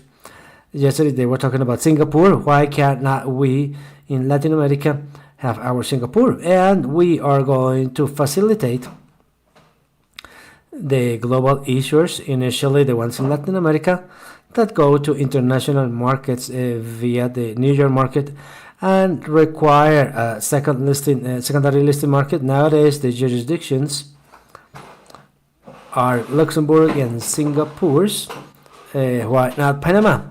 So that from Panama we have the listed necessary for that alternative. So what is it that we are looking for? Benefiting Panama, Central America, through our region and all the countries in Latin America to reach the international investors through other mechanisms that are different to those that we have today. So the opportunities are there. We just have to seize them, and it's part of what we have been doing.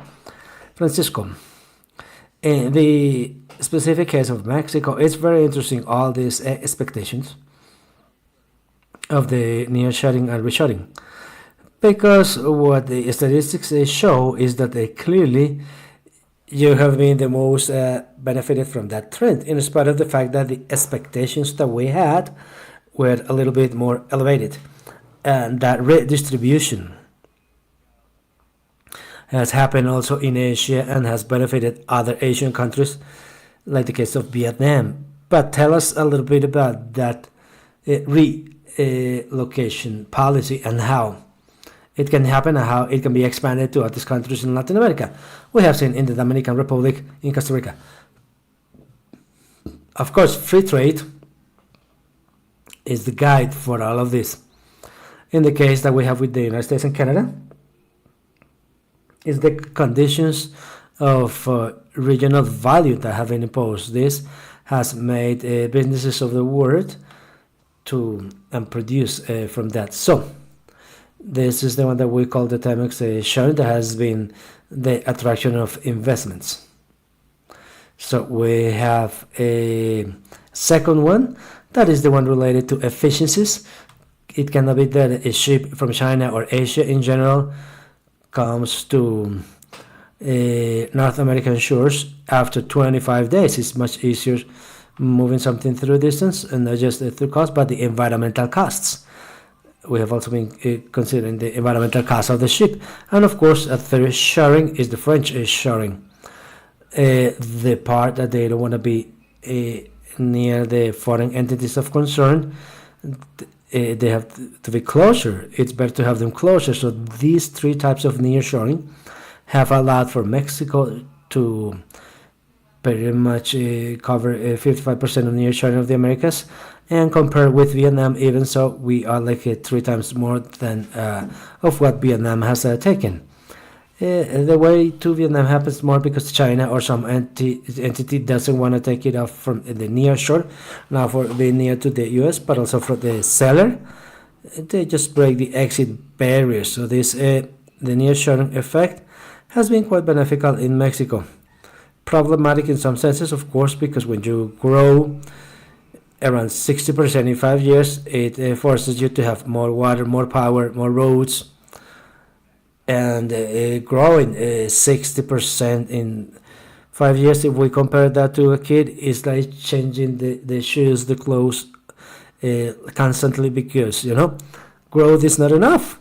If it's it's usually behind, but if you go too fast, we are investing. If even not federally, it's making an investment. So this is another boost. And then we expect for the GDP to grow 1.25%. So investments sound very good after 2 years, but this year is going to be quite complicated. Maria Lorena, one of the interesting topics when you see all this debate about the growth is that from the one hand you have the macroeconomic figures, and from the other one the business strategies. And one of those has to do with this expansion to other markets in the region. In a way, I dare to say it has to do not only with increasing the business volume, but somehow disperse risks and taking advantage of knowledge of risks, because we share the same culture, and probably we can swim better in these waters. So what's your appreciation and that reality that are the multi-Latin companies? Well, I see that as an opportunity, and even more, Ricardo, because we cannot let multilateralism to weaken, and that's why I celebrate this meeting, as you said now, with the CAF and for the business people to get together, to have ministers, politicians, because I do think that it's a special year to defend multilaterality and avoid so much protectionism, because it's really easy to fall into that protectionism, and I think that that harms the economies, not only at the business level, but also talking about the fiscal levels. I think that Latin America, and not only Latin America, the United States, has also some fiscal challenges that concern us all.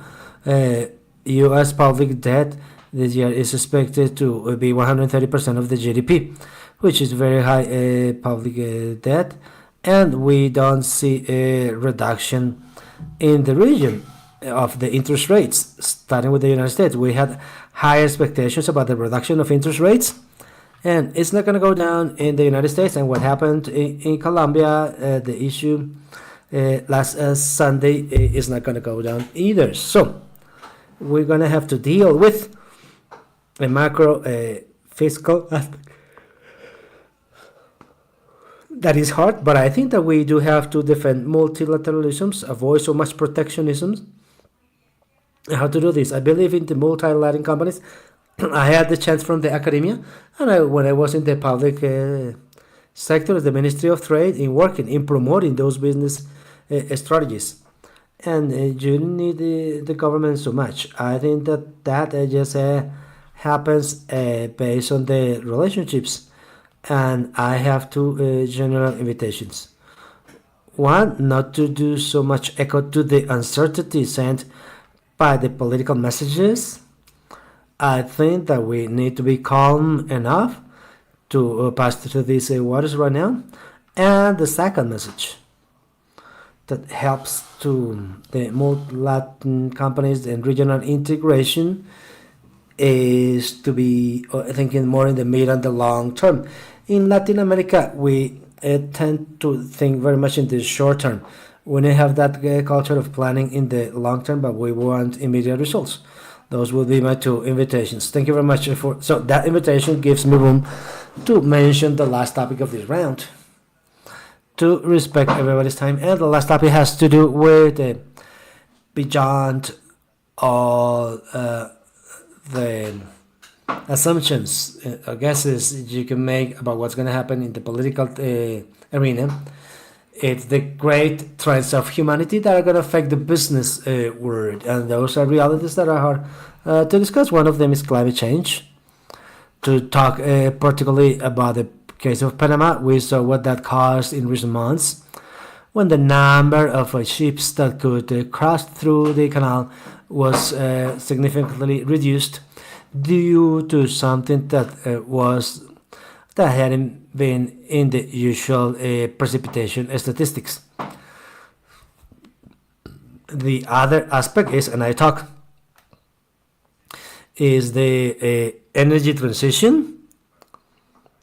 Beyond the fact whether we can talk if we are in the right pace or not, the thing is that also how we can be very important actors, because we have clean sources, we have luminosity, solar panels, wind for wind power, we have the minerals that are necessary for that transition, copper, lithium, etc.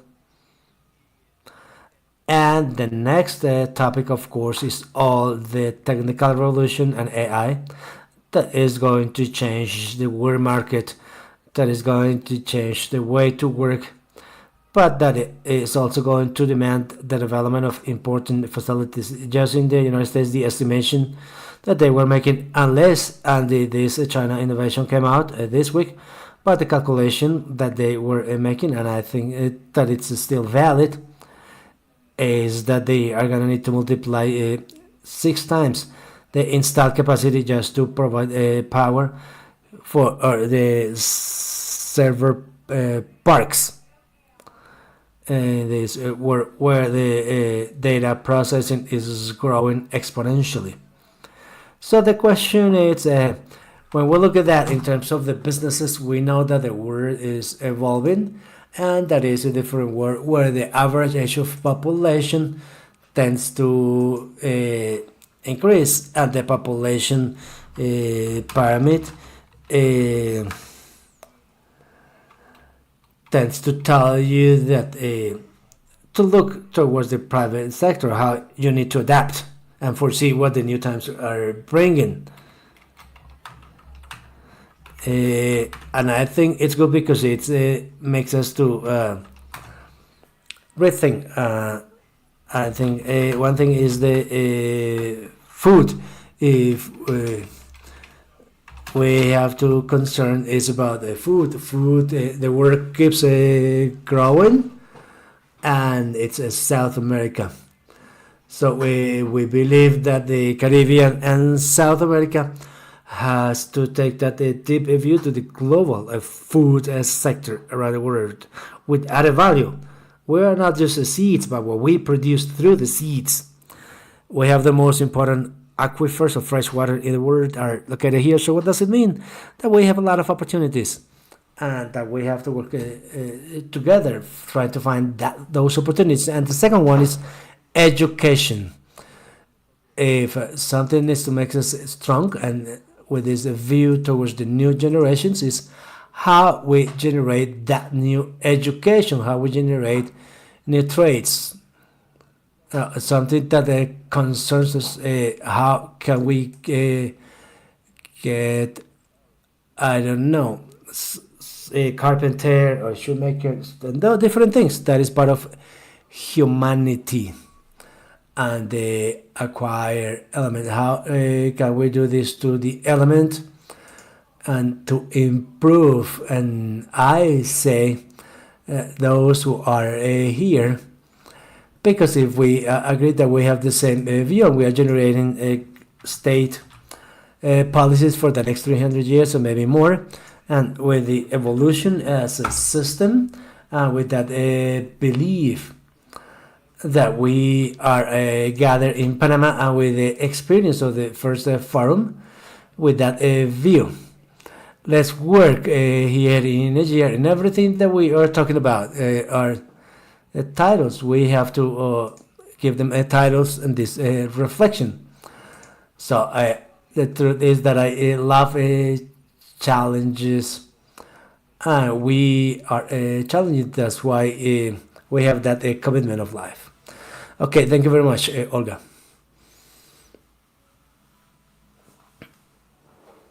Hello, thank you. So you told me that you were in Davos, and I had a reflection in this topic of Davos, and I forgot about the name of the CEO, where he said that most of the CEOs that were there and around the world that are CEOs right now, we should probably be the last generation of CEOs with the labor force 100% a human. Yeah, that was said by the Salesforce CEO, and that made me actually reflect. Yeah, we will have digital and flesh and bone employees. So, and then on Monday, DeepSeek appeared, and it makes me think even more, because I was thinking before DeepSeek about the environmental impact that is well known that is generated as a result of these AIs and everything that this generates. And I was saying, what's going to happen after DeepSeek? There is no before and after in these technologies. But going back to Fabian, the aspect of opportunities, all the opportunities that these represent to us, from the sciences of health, preventive detention diseases, in investigative topics, safety of the countries, also military, manufacturing, transport, finance. Today, there was this announcement of European Bank that we have this link that signs an agreement with Microsoft, 7 years, to be able to get in these more advanced technologies and these transformation of the different sectors. But listening you that hear a lot of articles and listen to forums, and what they were talking about the inequality gap in our region. Somebody was talking about education. So how we can then serve or respond to this in two ways. This one is a will, and the other one is strategy. And this needs to be hand in hand with the public sector and the private sector together. We do, but we cannot do what we need to do for our region. I am more than confident that with a strategy where we can see the opportunities to generate the different economies for all the countries, and that goes hand in hand with studies for the young, for the youth, for the kids, for the current professionals, and that go hand in hand to generate the productive mass that is required for our economies, then we can do it. And I like what you said, that is not for the short term, this is for the long term. And that's why I started with the will, because it's the will of wanting to do it, not right now, not tomorrow, not the day after tomorrow, but in the longer term. Thank you very much, Francisco. Yeah, I will be adding something else that is exactly this topic that is being mentioned right now of being together, working together. Together, it's in education, and for me, it's the most important point that we have to develop. But working together, that as the former Prime Minister of Denmark mentioned, the way out of Europe in face of this new war said that is exactly free trade agreements. There's no point in just signing them, but ratifying it. We have a treaty 10 years ago with Panama, where, trade has grown, but very small. And until recently, we had another one very interesting, that is the Pacific Alliance.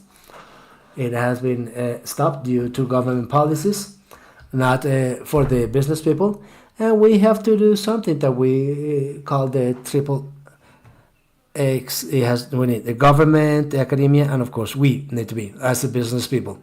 So it's clear for me that the paths are too much working together through the free trade, through the free movement of people to be able to study, to work, all that is pending, and having the possibility to keep growing in face of those attacks that come from the world. Mexico has free trade agreements with Argentina, and I think that we need to increase our aperture or opening. There are very good opportunities, it's true. By doing business, we grow, but also talent is something key. And here is something important. I think that we have to get to know our vocation. Mexico is very close to the United States, yeah, but also very close to the physical development of the PCBs, printed circuit boards, and the semiconductors. I know in Argentina the software development, Colombia also in Panama logistics. So we should see to find our place where do we suit. So I think that specialization helps, and in that sense, it doesn't mean that it's gonna be just we can make this chain of supply. We are working with IFC.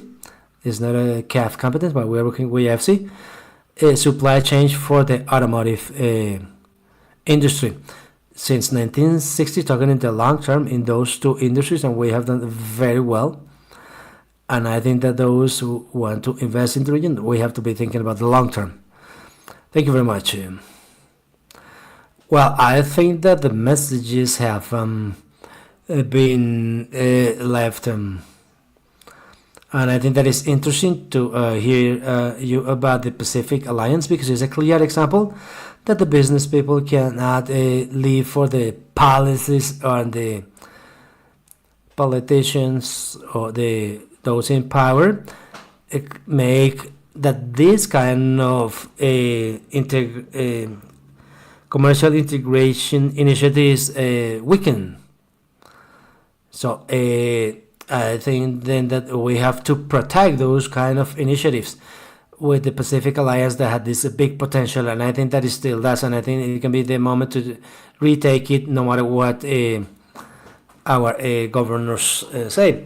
There is one thing that I would like to mention, and I think that is something for entrepreneurs. We keep living in a region that is high inequal, a lot of inequality. We cannot forget about inequality, because talking about AI in power transformation, politicians, uncertainty, when there are so many people in poverty conditions and in such an unequal situations, I think that we have to keep working on the inequality aspect, and in particular in Latin America, that is a key, because in those terms we won't have development.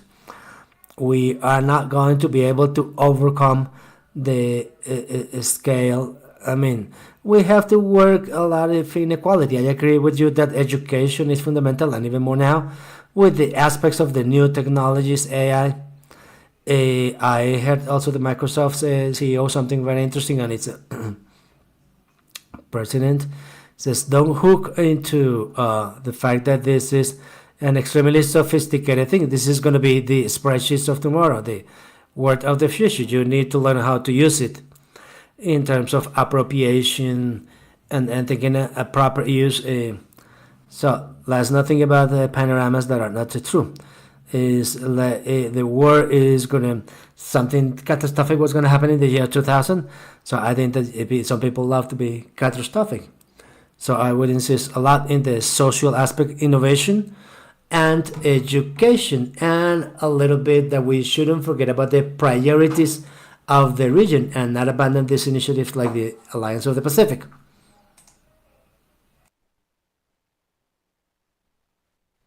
Thank you very much for your very kind remarks. And with that, we'll close our panel. And what I have to say is that life goes on. And in that sense, we business people are not part of the problem, but part of the solution. So thank you very much for your very rich insights. And thank you very much for all your comments. Thank you very much.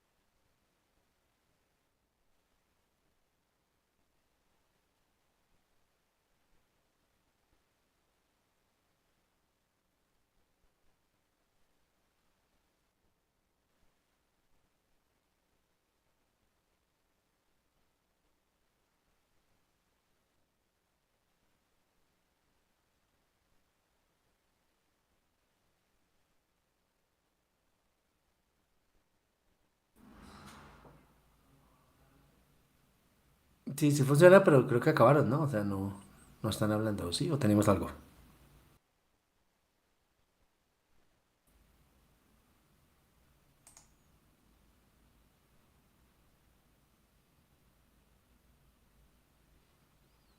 Sí, sí, por el momento, o sea, este panel en particular, ajá.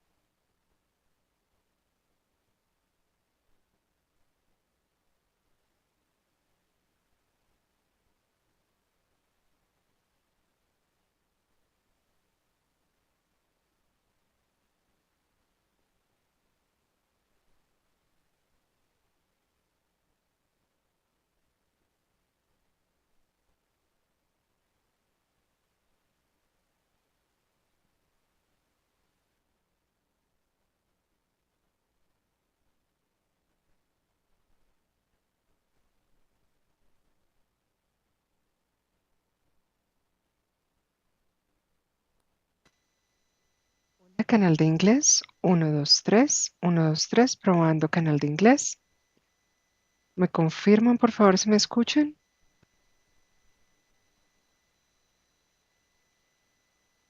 1, 2, Yo digo, 3. dale, pero yo creo que 1, están 2, esperando que 3. traduzcas. Pero es que no estoy recibiendo audio. ¿No recibes audio? Sí, yo sí recibo audio. No, no, yo no estoy recibiendo audio. Ok, yo sí. Puedes coger, no estoy recibiendo audio del Dale. piso. Dale, gracias. Ya lo tengo, ya lo tengo, ya lo tengo. Sigo yo. If we could please set our headsets. So our next panel, Nothing About Us Without Us. Women in decision-making spheres on growth and development in Latin America and the Caribbean. I'd like to introduce you to Carolina Mejia, Mayor of Santo Domingo and in Dominican Republic. Mrs. Major, please be welcome.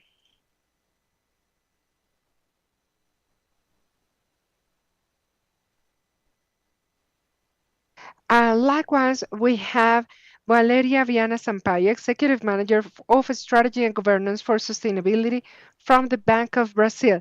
Thank you very much for joining us today. Then we have Natalia Arroyo, Panama's former ambassador to the United Kingdom. And the moderator will be, mm, uh, for this panel, will be Paula Bolivar, journalist from the W from Colombia. So please welcome to this panel.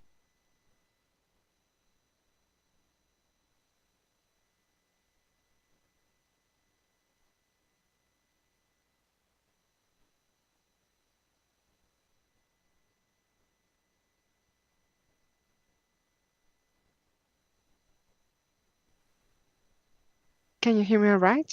Excellent. So now we can get started with this panel.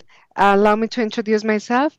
I'm a journalist from Colombia. I was awarded the Simón Bolívar Award for Journalism in Colombia, and I am very pleased to moderate this panel about women that is called Nothing About Us Without Us, Women in Decision-Making Scenarios on Growth and Development.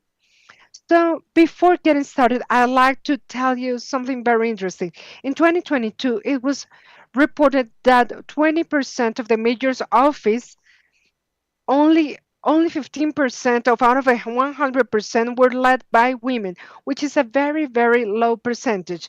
And out of this figure, I'd like to start by asking you, Mrs. Major, Madam Mayor, that we have talked about the critical situation that Latin America is going through.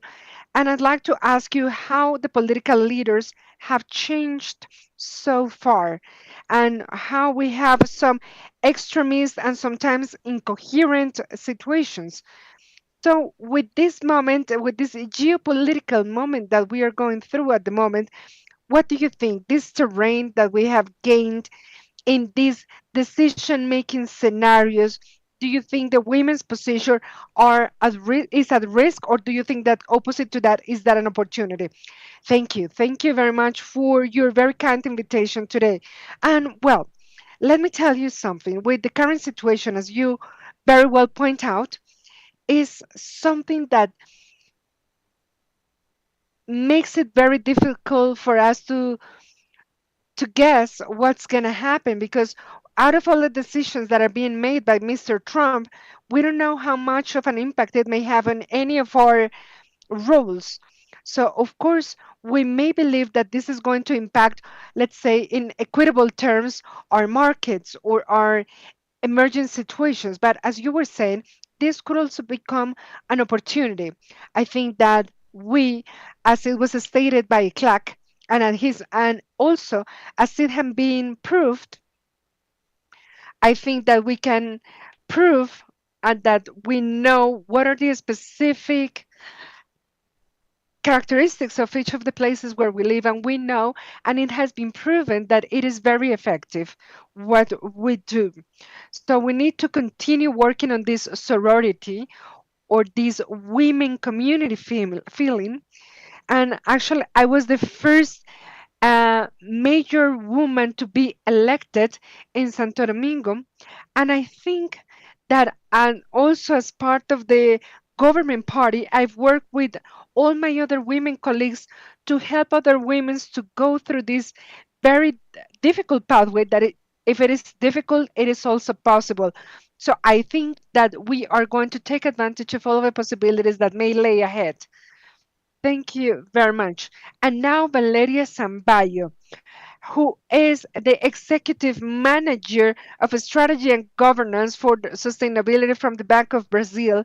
Could you please tell us how the Bank of Brazil now has a program that allows women for them to get trained to be part of the highest spheres of different organizations? So could you please tell us how you see the current situation in Latin America? Do you think we are going to continue gaining some participation, or what do you think? Thank you very much. First of all, thank you very much. First of all, I'd like to thank CAF on behalf of our president, Cassia Linderos. Here we're representing all the women leaders from the Bank of Brazil, which is a bank that has more than 125,000 employees. And here we're trying to make a difference in regards of how banks can make a difference. And that's why we're very pleased to be here. And just as Madam Mayor said it herself here, I think we are empowered and we cannot be left behind. On the other opposite to that, we must rethink how we can actually take hand of everything that we have nowadays. We cannot take one step back. Even though we are facing such powerful positions such as the one in North America, we also need to actually also count on men and cooperate with them, have these strategic partnerships with them. We cannot understand that diversity could be understood as something differently from a government or a company. It's not a goal, it's not a business, it's not the ultimate goal, but that's something that we must do collaboratively, and we cannot leave anyone behind. We cannot go back, but we are half of the population worldwide. So we need to continue working on this leadership. Thank you very much. And now I'd like to have Natalia Rojo to answer to the same question. So here you'll see an analysis coming from different perspectives. So from the private sector, but also the public sector, and also from different international organisms or organizations. And actually, Natalia Rojo was the Panama's former ambassador to the United Kingdom, and she's got broad experience in everything that has to do with diplomat positions and also with United Nations. So she can provide us with a very powerful insight in everything that has to do with women participation in decision-making scenarios. Thank you very much, and thank you to all of you joining us today. So definitely we'll go back to what Valeria has said. Because yes, it is true that we represent 50% of the worldwide population, but at the same time, and we are a bit behind in these leading or leadership positions. So in that sense, women representation is below what it should be. So let's say that we are in a world where 80% of the decision-making roles continue to be in the hands of men. And so now going back to your question, I do believe that this has all taken us, let's say, not by surprise, but we are all astonished as to see everything that has happened in just a couple of days. We've seen how the president of the United States has canceled many different initiatives, for example, in equality and diversity, in a matter of a couple of days. He just took office on January the 20th. And in that sense, he is just by an executive order, he is just putting to the ground a fight that has been there for over 60 years. Yes, and actually, right now we are seeing very extremist discourses. For example, in everything that has to do with femicide, it's been said that it's not going to be considered a crime anymore. Exactly, you're right. So yes, that's why I believe that we have to remain united, uh, joining efforts and fighting hand in hand in order to establish our positions. I know that and hopefully we are not going to lose all the progress that we had made. And before moving on to the next question, Natalia, because many people would say that you're only after equality. And here we won't, let's say, we won't be talking, let's say we're not going to be talking about things that are impossible, but I want to go back to the figures and percentages as to show why there is inequality in these decision making scenarios. And Natalia, I know you have these numbers, I know you have these figures, and I want you to share that information with us so we can say that that's a fact.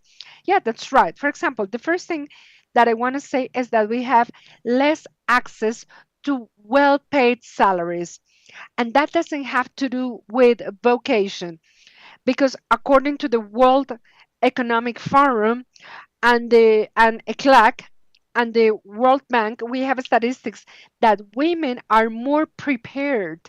They are better educated nowadays. So that means that more than 60% of graduate students are women. And actually it's been proven that even that girls have got better academic grades than boys. So it is almost unbelievable to see that women are not getting to those very well paid job positions. The next thing that I'd like to mention is the salary gap.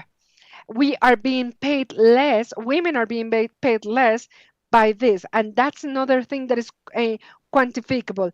And the third aspect that is something that Carolina has mentioned has to do with the representation in politics and the decision making scenarios.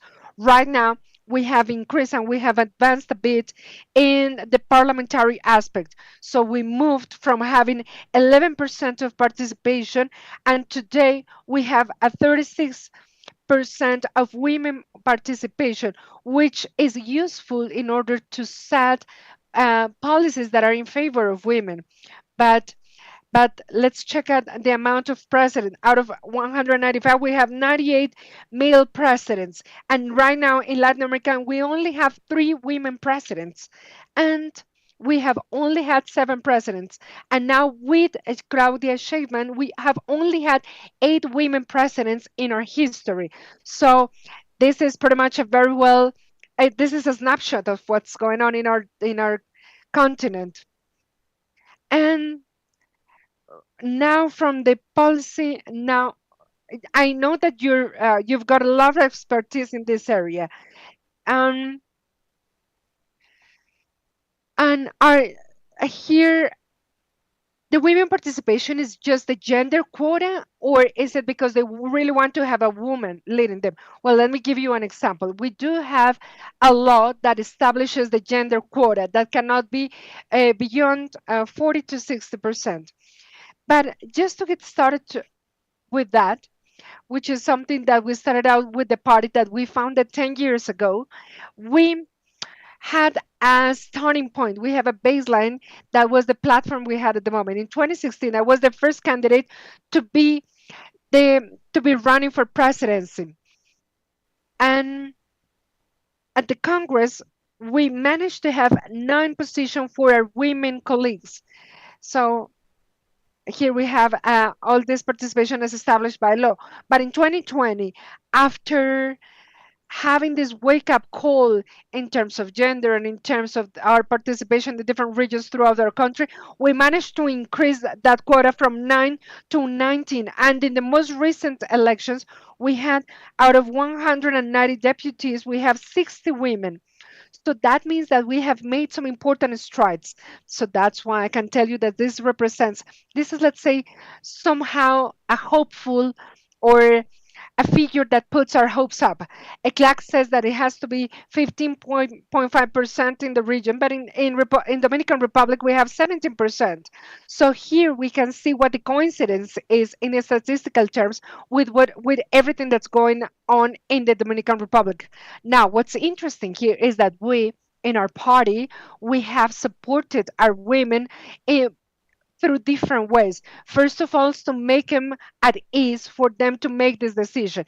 Back in 2016, when they told me, or when they proposed for me to be the presidential candidate and going there to have a popular vote position, the first thing I experienced was fear. So, what can happen there? First of all, you can fear and then you freeze out of fear, or you just keep on going. So that's what I've experienced. But I'm telling you this because out of my participation in different panels, not as a participant and not as a panelist, I've learned so much. And that's why I love sharing my experiences, because you never know how much anyone can benefit from your own experiences. And our experience, the experience that we've had, has been very positive so far. And actually remember that I talked to my husband and my kids. I'm the daughter of a former president, and I remember that they didn't agree with me going into politics. And with a heavy heart, I told them that I had made this decision because it was important to me to actually serve and to actually put all my professional skills to the service of my country. And and I know that it's been difficult and it's been truly challenging, because the realities that we face are are tough, and we cannot give it our back. We cannot ignore what happens in our country, and we need to be realistic. We need to be realistic in the sense we need to actually get to know that in our support network we need women, and we need women in as much as we need men. So yes, we need both men and women that understand that for us to have these decision making scenarios, we need sometimes the voice of a man saying that this woman, that such woman, has got the same capacities and capabilities as for them to rule or to take over some decisions. And that's something that I actually heard in one of the panels that I attended. And actually, where I work now, I have two women secretaries working with me. And 52% of the directors in my office are women, and they are capable women who have rendered wonderful results. I won with 61%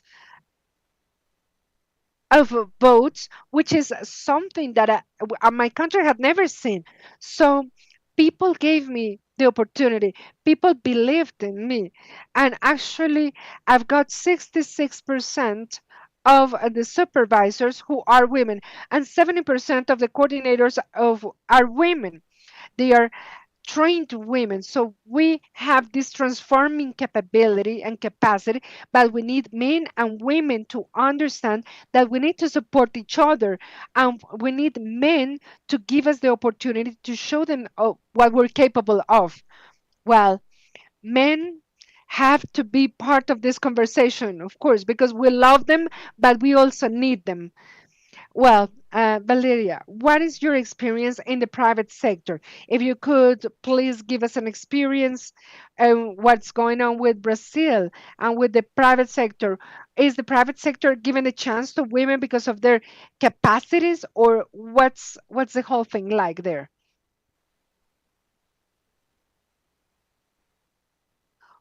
Well, Brazil is a macho culture-based country, and it works differently with the different uh, spheres. So I'll just give you an example of what happened in our presidents with our president. She was appointed in 2023. She was the first women president that was appointed for the Bank of Brazil. And and then we tried to find a way to create inclusion in our company. So here in it was very important for the inclusive policy that we have in Bank of Brazil, and then we increase our inclusion level, and we do have the administrative board that is the most diverse in the administrative corporate sector, and then we have in our board of directors we have 44% of women, and for our CEOs are mostly women, are mainly women, and then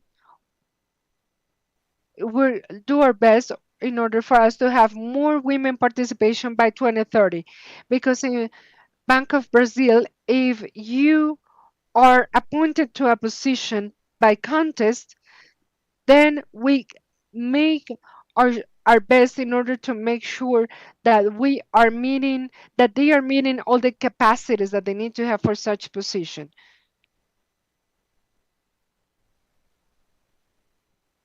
Well, now you're managing everything that has to do with sustainability. So tell us a bit about that.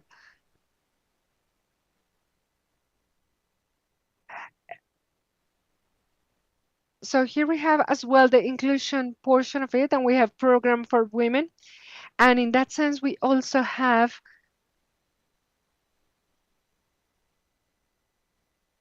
we we we want to be as inclusive not only for women but also for men, so they can have an effective participation, and so we can meet our goals in each of the units that we have. So we are complementing our view as to see that this perspective, it is going to create some revenues, and it also gives us some positive results. So diversity gives us better outcomes, and it is not only just that is there just for the sake of it, but we are including when we're not including women just for the sake of them being women, but we want to include every other perspective and this global pact of our movement, because we understand that it's very important for us to be connected with the rest of the world. So here we don't talk about women as indicator of inclusion, or let's say as there are some other minorities, for example, people with discapacities or African American population, but we actually embrace diversity in as much as we believe in their skills, their capacities. So that's why we continue working on all of this inclusion, because we know that one doesn't go without the other. So that's how we want to create this difference in our organizations. So that's a very challenging work task, the one that you do, because one day you're in Africa, next day you need to go over the transatlantic. So that's very difficult for a woman to leave everything behind. So please tell us how you see this decision that some international organizations are making when they appoint women in different positions. Has there been any progress, or is it just because they're just filling up a quota, a gender quota? And and actually, I think there are many detractors for these quotas, but let us think about what we have. We have an employer or an international organization that has got to pick a person for a position, and they've got two candidates, a man or a woman, and most likely they're going to pick a man. Why? Because it is less expensive for them to hire a man. So having these quotas have helped us out to level the situation up. One day in the future, when we're in a 50-50, let's say, percentage of participation, because actually that would be ideal. So one day in the future, we'll manage to rescind these quotas. But right now, we need to have them, because just by the sake of it, we haven't managed to have this fair recruitment. And actually, nowadays, I've seen how many different companies have, let's say, approached equality, because hiring women is not something that is just good for women, but it's also positive for the companies. It is going to entail more development for these companies. So it is beneficial hiring women. And actually, now that you say that, I'd like to ask you about this, about the equality of women in these sort of positions, because besides social justice, this also represents a way of growing in Latin America and the Caribbean. Well, Paula, that's something that has been stated by the studies, that whenever women are taking these positions in these decision-making scenarios, that's felt in the communities. These communities feel a well-being, a consequence out of their appointment. So that's something that has been proven. So I'm saying here that more than equality, what we need to think about is equality, because we have some very special characteristics. Many of us are women, many of us are mothers, I'm sorry, and many of us, and also many of us in our position, they do a very, or they have a very good management of what they do, and they are head of, and many women are head of households, and this is something that we see in Santo Domingo. It's something that we see in how they actually, how well they do both in their household but also at work. So that's why we need to think how we can make it possible for us to participate. So that's why I told you about this coincidence, and what can I do to facilitate women's participation with very simple actions. For example, when I first came to my office, there was no breastfeeding room in my in the whole office, and for and actually I promote breastfeeding because I know how useful, and the I know the positive effects of breastfeeding for kids. So that's why I promote breastfeeding. So that's why one of the very first things that I did in my office was to open up a breastfeeding room. So that's why I think it is important to create a good offer for our women to continue with their education, to continue getting their training. So, because it is important to understand that it's not about equality, but also what can I do to actually get to those conditions that I need to be met. Because in my country and in my party, we saw that it was important for all our women candidates to feel safe in this very masculine environment, because sometimes and oftentimes is believing, is making ourselves very masculine or having a very masculine presence, because that would make people believe that what I'm saying is actually something that I'm that they can trust. So that's why I believe it is important to actually have the necessary conditions to be met to have women participation. So, for example, we have some courses for our women for them to feel that they were trained, for example, in everything that have to do with public speaking or some other aspects. So that means how can we help them out for them to feel capable enough? Because I remember that in 2016 they told me that I was not going to be by my own.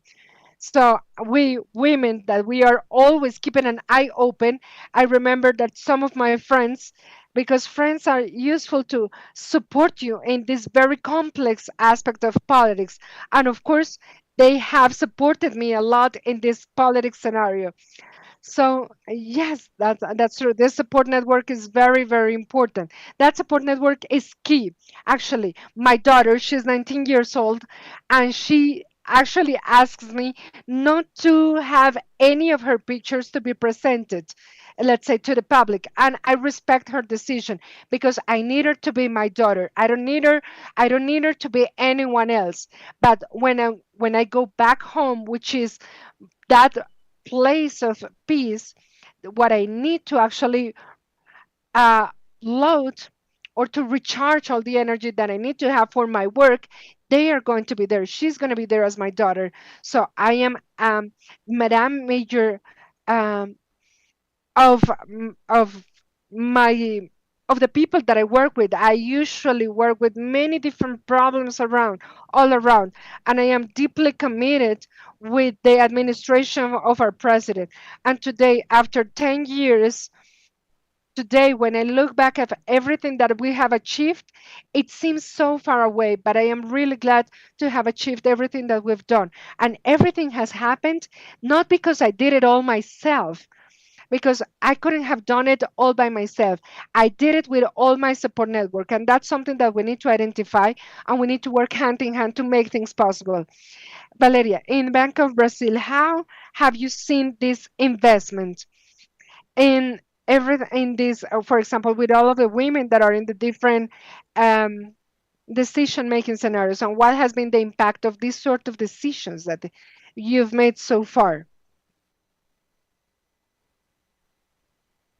I'll give you just a couple of examples. For example,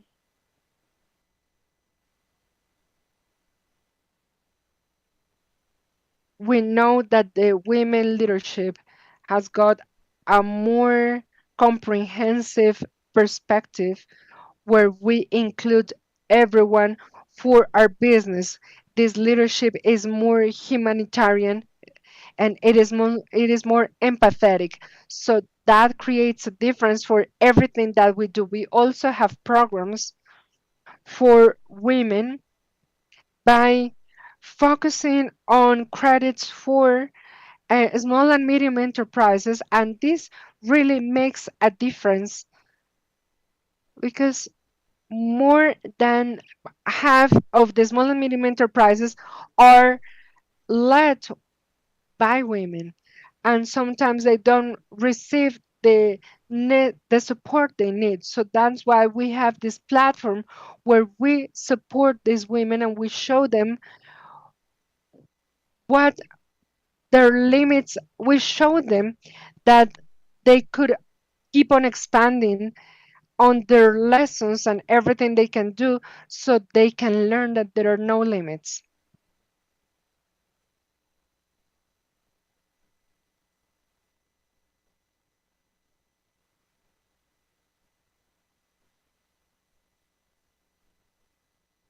Yes, I thank you very much. And behind every woman, there is a family, a family economy. And behind every woman, there is a community that they are going to impact. So how have you seen all of that?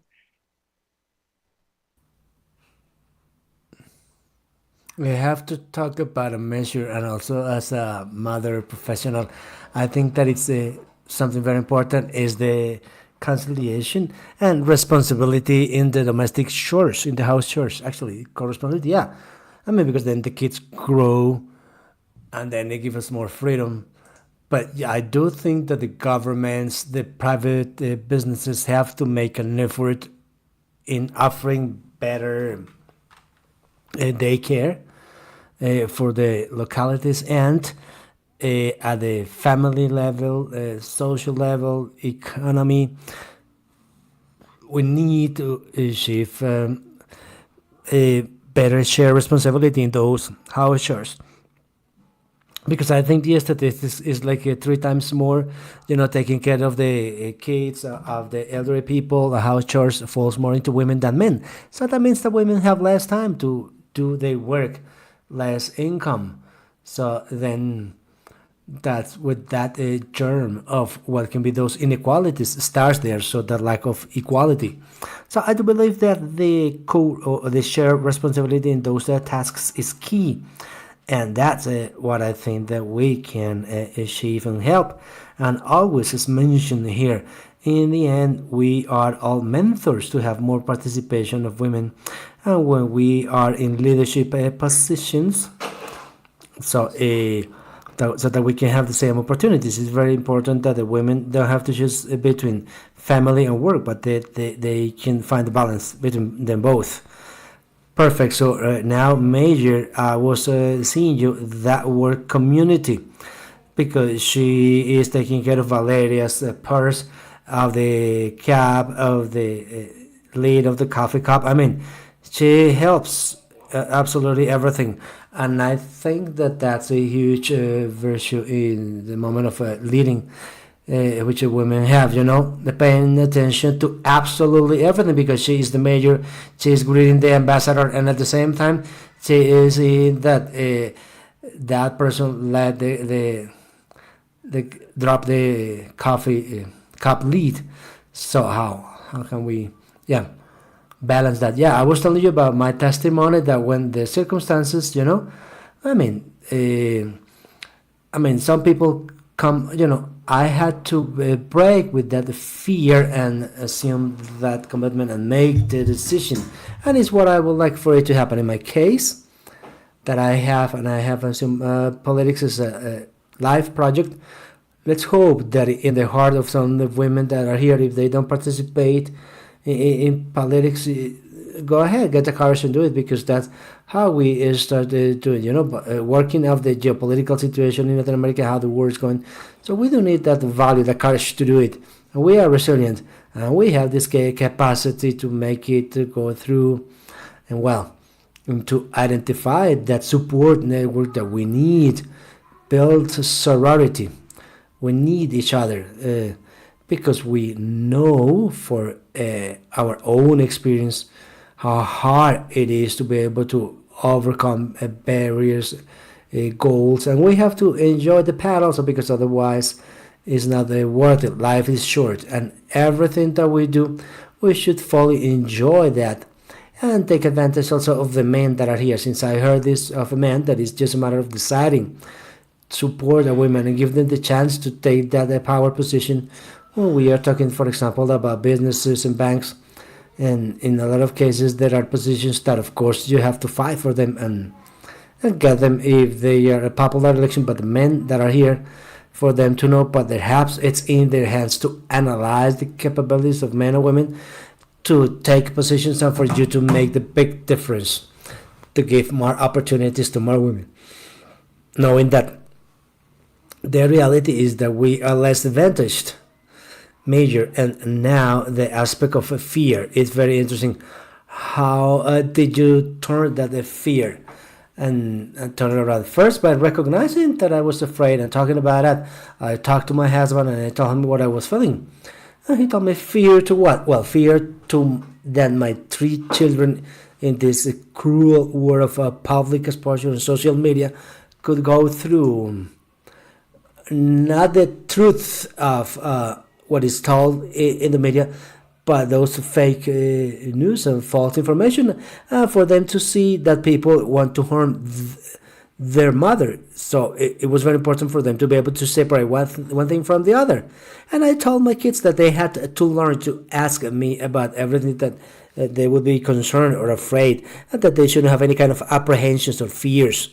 And I also hear the former president say, and this allows for me, the main thing is to sleep in peace. I'm passionate, I pay attention to everything, I do my work. It's very good for me to work for so much people that we have in need. We have neighborhoods in extreme vulnerability, and but I work with a huge love, but I work with that decision every day of giving the best of myself, and to sleep at peace. Know that you are honest, that you are transparent.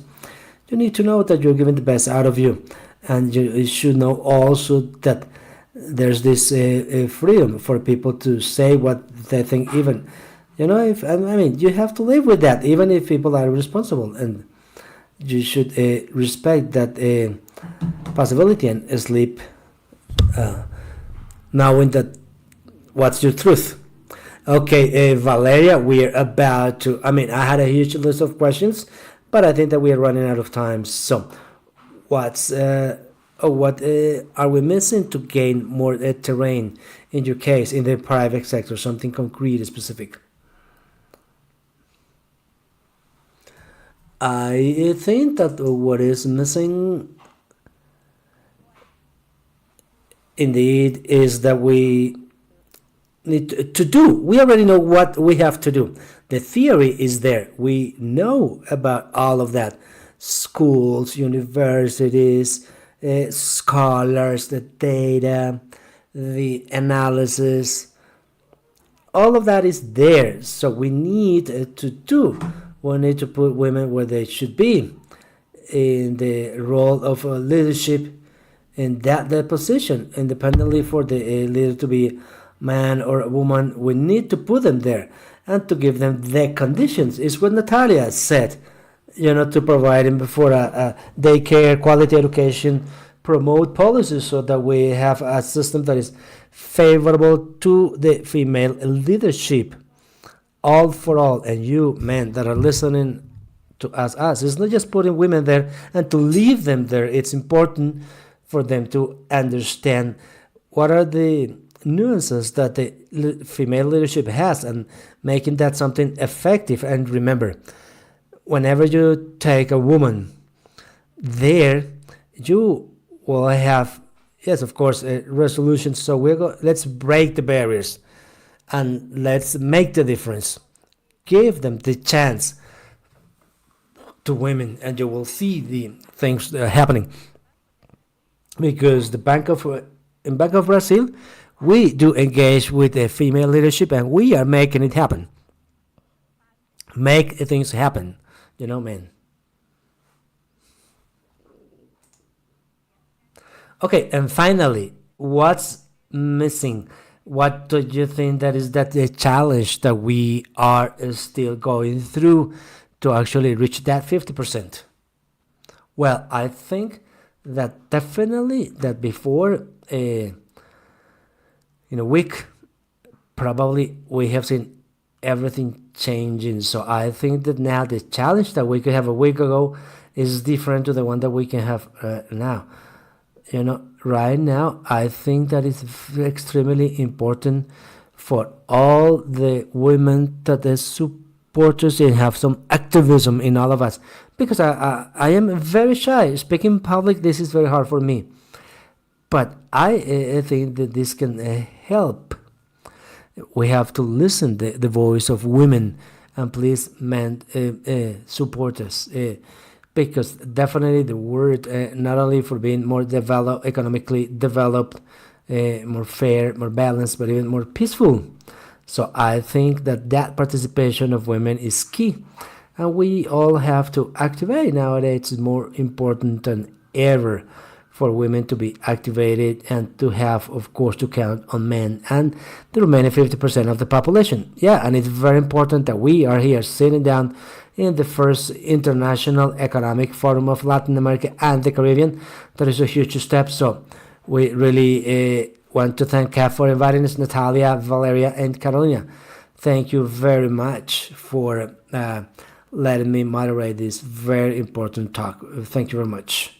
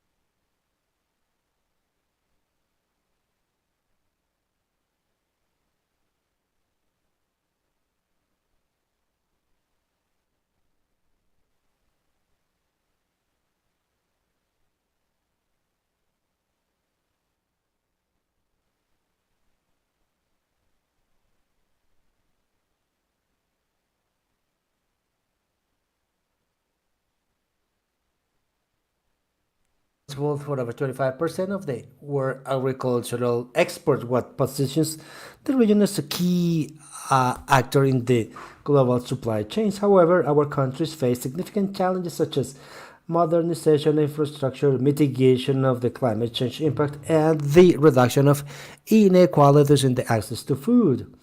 The post-harvest losses reach up to 15% of production in some countries, according to the FAO, and the harmonization of regulation is key for a balanced development of the sector. How can agricultural innovative technologies contribute in improving sustainability of crops? What policies are key to reduce the post-harvest losses and guarantee equal access to food?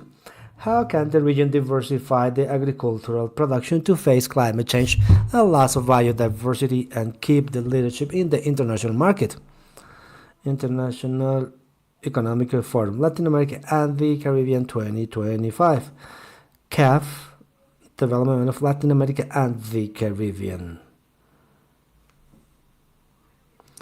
Well, welcome to the last last but not least, so please wear your headsets. We're gonna get started. Food security as an opportunity for growth of the region. The people who are over there, please sit down. So here we have Susana Sokolovsky, the CEO of the Argentinian Association of Food Technology. Susana, welcome. Thank you. Manuel Otero, the General Director of the International Institute of Cooperation for Agriculture. Welcome, Manuel. Manuel Otero. Alicia Montalvo, Manager of Climate Action and Positive Biodiversity of CAF. And this panel is going to be moderated by Gonzalo Uriarte, President of Food and Beverage in Chile. So I will tell people who are there that to come join us, because we are about to get started.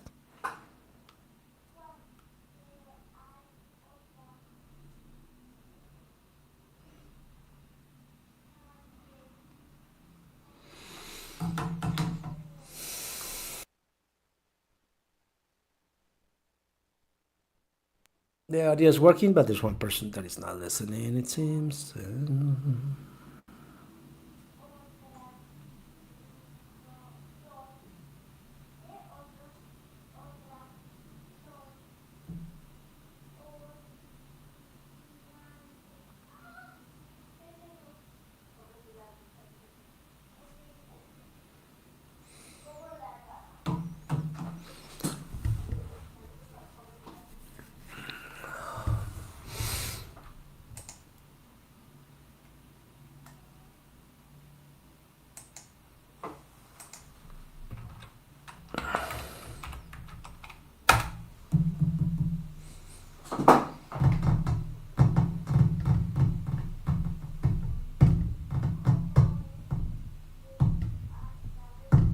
Okay, good afternoon.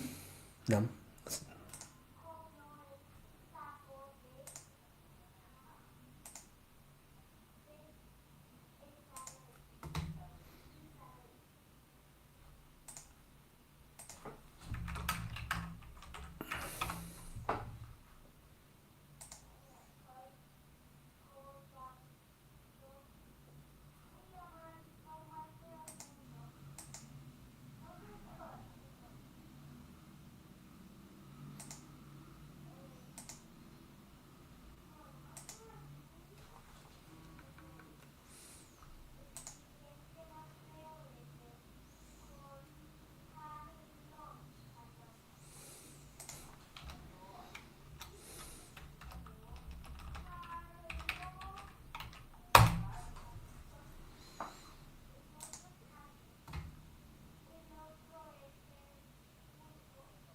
Okay, so we're going to get started now officially. Yeah. First greeting the audience, the authorities here, and of course the panel members. This is a group of experts, of specialists and referents, each one of them in the different topics. That's why I think that it's going to be very interesting to use this space. I will start by introducing, even though Alicia introduced herself. Alicia Montalvo, she is somebody that masters all the aspects related to climate change, biodiversity, and she is the promoter of impact actions in the topics that gather us here today. Susanna Soholowski, we said, she's PhD in chemistry, in chemical sciences. She's an authority on this subject. She has broad experience in investigation and development of innovation projects, and also in different food regulation aspects. And I will end with Manuel Botero. He is also an authority. He is the General Director of the Inter-American Institute of Cooperation for Agriculture, and also this a referent in this sector policies, and a big promoter and defender of agriculture. So I will start by asking a couple of general questions to everybody. The same question, so that later we can go into more specific aspects. The first thing is knowing that what's your opinion of the current situation of Latin America in terms of food security? And also, what progress do you see in the different countries as success stories that could be replicated in the rest of the region?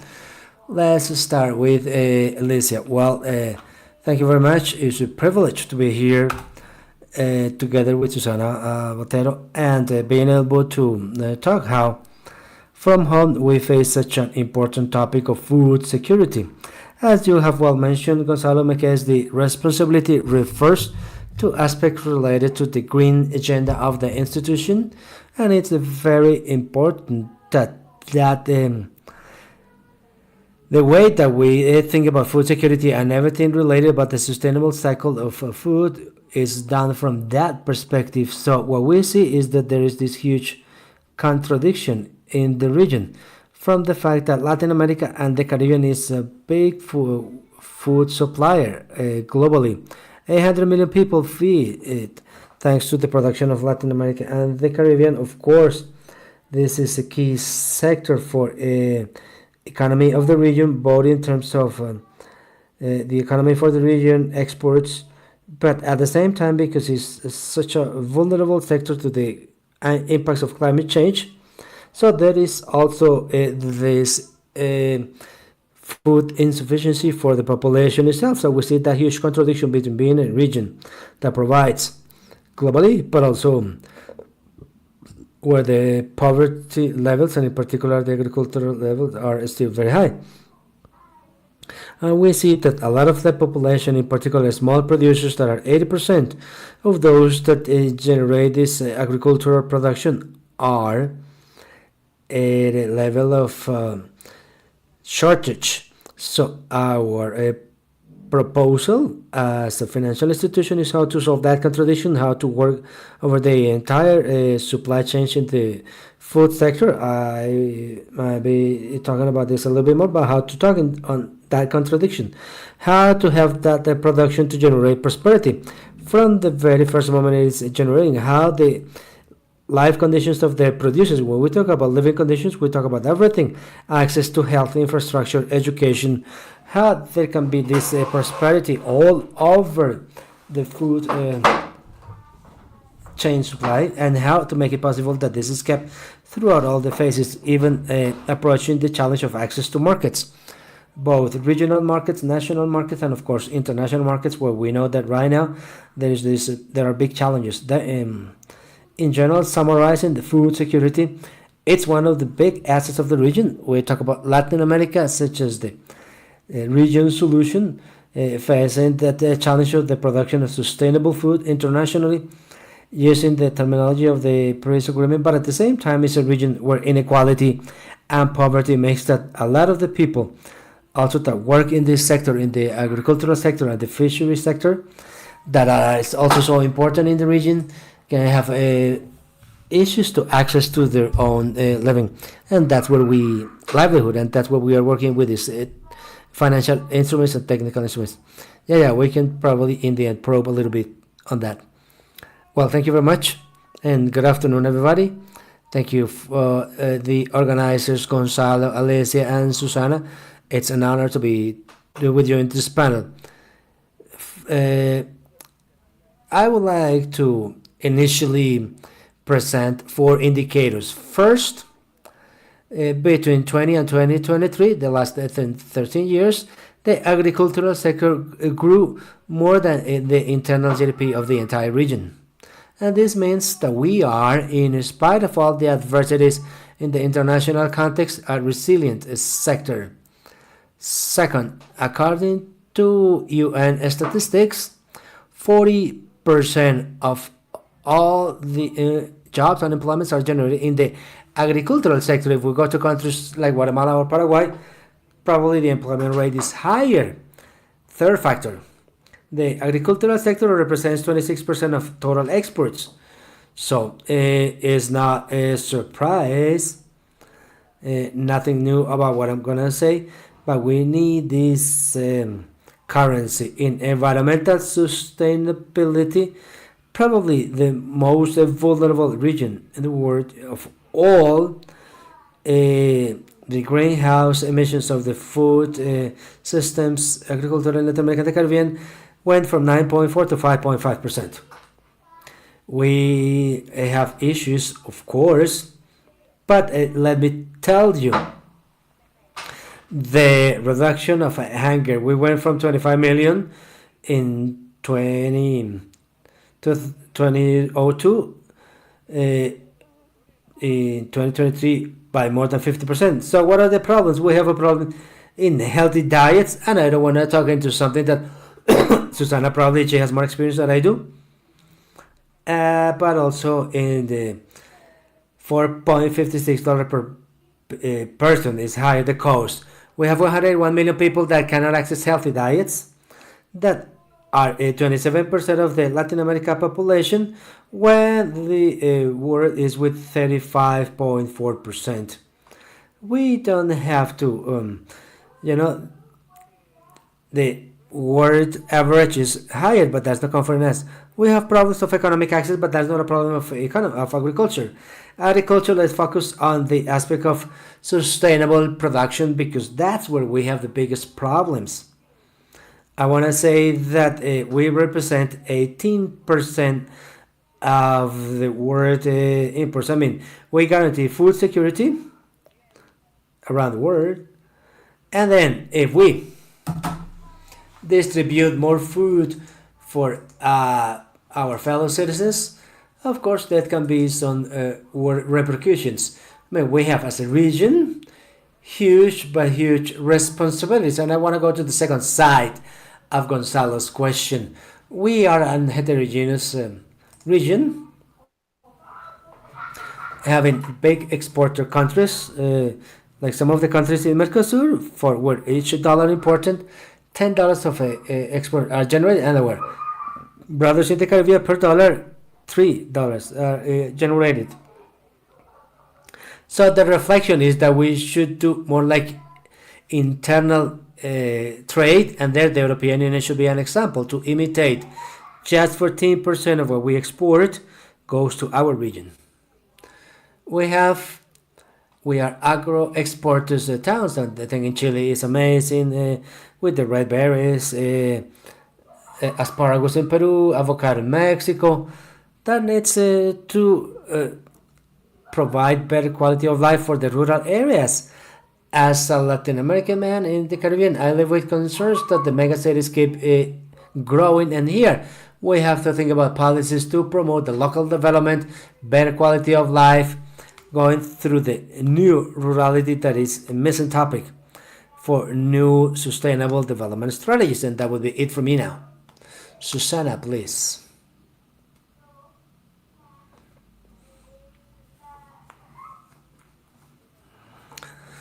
Well, talking about what Manuel just mentioned, it is a big concern that our countries in Latin America and the Caribbean have food insecurity rates that are so high or prevalent. Just thinking that in our region, we have at the same time hunger. 1 out of every 10 kids of Latin America and the Caribbean suffer chronic hunger. To be exact, 11.6%. of the population in Latin America are affected by hunger, and around 8.6 children below 5 years old are equally affected, even though it's true that these numbers are well below the ones that we see when we consider globally our planet. What is truth is that it's quite important to realize, or it's a paradox, that since we export food like Latin America and in the Caribbean is not worth. I mean, we don't deserve to have this kind of food insecurity. And there is another topic that is worth mentioning, that is related to the healthy diet, like Manuel said, that costs almost $5 per day per person, a level of expenditure that most of low-income populations in our region cannot afford.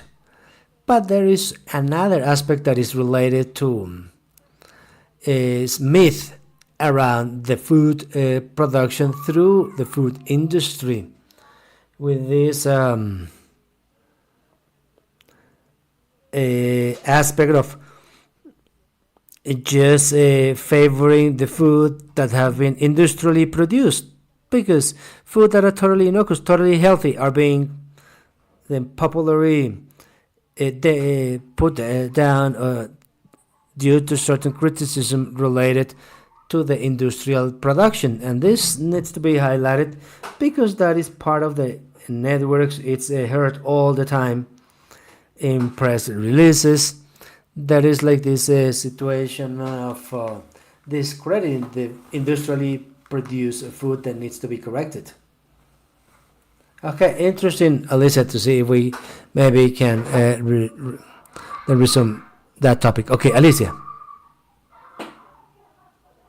I would like to know how like CAF is facing this scenario of climate change in Latin America that heavily influences in the food production in the region. What's the diagnosis CAF has, and what specific projects are you working? Well, we see the data of how the climate disasters affect losses in the sector, that we are talking about $6 billion in losses, and fundamentally it's a drought, floods, storms. What we understand is that we have to work at the sector with that view, coming from the climate change impact that is quite serious, and also from the point of view that it's a sector that, even though the contributions of the greenhouse gases, as Manuel said, are small from the region, but 60% of the emissions of Latin America and the Caribbean come from the sector. So therefore, if there are some commitments to reduce emissions, we also need to consider, that you said, that it's going down, but even so, we understand that there's an important margin. So therefore, we see from the perspective of adaptation and impacts of a global climate change, the need to intervene from the very first stages. Water security, preventive actions. We are working a lot on that strategy of disaster risk prevention, all the early warning systems and everything related in terms of resilient infrastructures in the water sector, but also the infrastructure. And then also we consider that it's important to see that it's a sector that is highly affected by the loss of biodiversity, and that generates a loss of diversity and everything related with loss of ecosystemic services, associated to the fact that agriculture a lot of times competes with biodiversity. And then there are certain problems that need to be addressed from a general perspective. So therefore, what we work around is first for the climate conditions to affect to the last extent possible to the sector. So we have a lot of food or water security projects in the region. In Bolivia, we have made recent projects, but this is a sector where we have been working in a general fashion, and we also work in all the early warning systems and prevention of floods. So therefore, from a drought and flooding, and at the same time, we work to improve the livelihood conditions of of farmers, improving the infrastructure, improving the access path, the rural paths. We work in the water sector, infrastructure. We also work from the perspective of climate change, addressing all the problems, all the aspects that can be addressed to make it more sustainable. We work from the scope of commercial integration to improve the possibilities for the sector to be a dynamic sector. And what we have been doing for quite a few years is working on the different aspects, is in the different links of the agricultural food chain. What we are doing now is working that with much more integrated view and much more mainstreaming. So that is not a work that sometimes are a little disconnected from the point of view of conversations with the countries and the work that we do in the institution, having that point of view that covers from the very beginning to the end all the chain, a little like similar to what you have mentioned in the EU, what is done with all the strategy, not only of the common agricultural policy, but now even more within the grain pact, everything that has to do from the farm to the table. That's why we are right now working on a strategy, corporate strategy, that we want to make more dynamic and move and talk to all the experts, so that our instruments always focusing on small producers or in the sector of so that they can be a part of that process. That's our challenge right now, how to approach the sector with this new view that has a lot to do with this sector that is vulnerable to the climate change sector, that if it's not well managed and is not productive, and technology can help a lot. It will keep being a source of deforestation, and it shouldn't, and also working for it to be a sector that is friendly with biodiversity. Some success stories that I would like to share is a project that we have put in motion exactly in 2024 in Colombia, with money coming from the Green Climate Fund, that is and Climate Smart Fund in the productive chains of the main sectors, the main products of Colombia, agricultural products, cocoa, coffee, palm. So we work with that view, and it's a very interesting project because we work in cooperation with the public institutions, research institutions, and working all together. So that's our position. We need to work in technical cooperation, but we also have to promote systemic changes that are related to everything, access to the livelihood conditions that are necessary for the small farmers to do their job properly, and to minimize the climate change aspects. That's why water security, productivity, and of course that's where we are now putting a lot of efforts. Access to market integration, that is one of the policies that we are working for, and access to international markets. That well, because the conditions of attracting now, we have to work on that. Thank you very much, Alicia. Very interesting. Manuel, as the CAF has shown this wonderful specific project from the perspective of ICA. What emerging technologies, best practices, what AI models do you think that are worth disseminating in this forum to be able to escalate them to the rest of the continent? Yeah, the I'm deeply convinced that in the next 25 years, we're going to find in agriculture lots of transformation that are going to be as important or even more important than the ones that we've seen in the last 10,000 years, without a doubt. Actually, the revolution is already here, and it is impossible to stop the advances of biotechnology that have to obviously be linked to biosecurity, bioinformatics, and everything that has to do with agriculture, with accurate agriculture. The first one, and here we need to make sure that we rationalize and have an effective use of water. And the second one, to work on the quality of soil. So we cannot have degraded soils. Artificial intelligence, I don't know if you mentioned robotics, but anyway, all of this has to revolutionize the agriculture that is going to be more sustainable, that has to be resilient. And this agriculture has to be inclusive as well. And to do so, to get there, we have to have an accurate interpretation of the science that we have nowadays, instead of keep on working with the old institutions.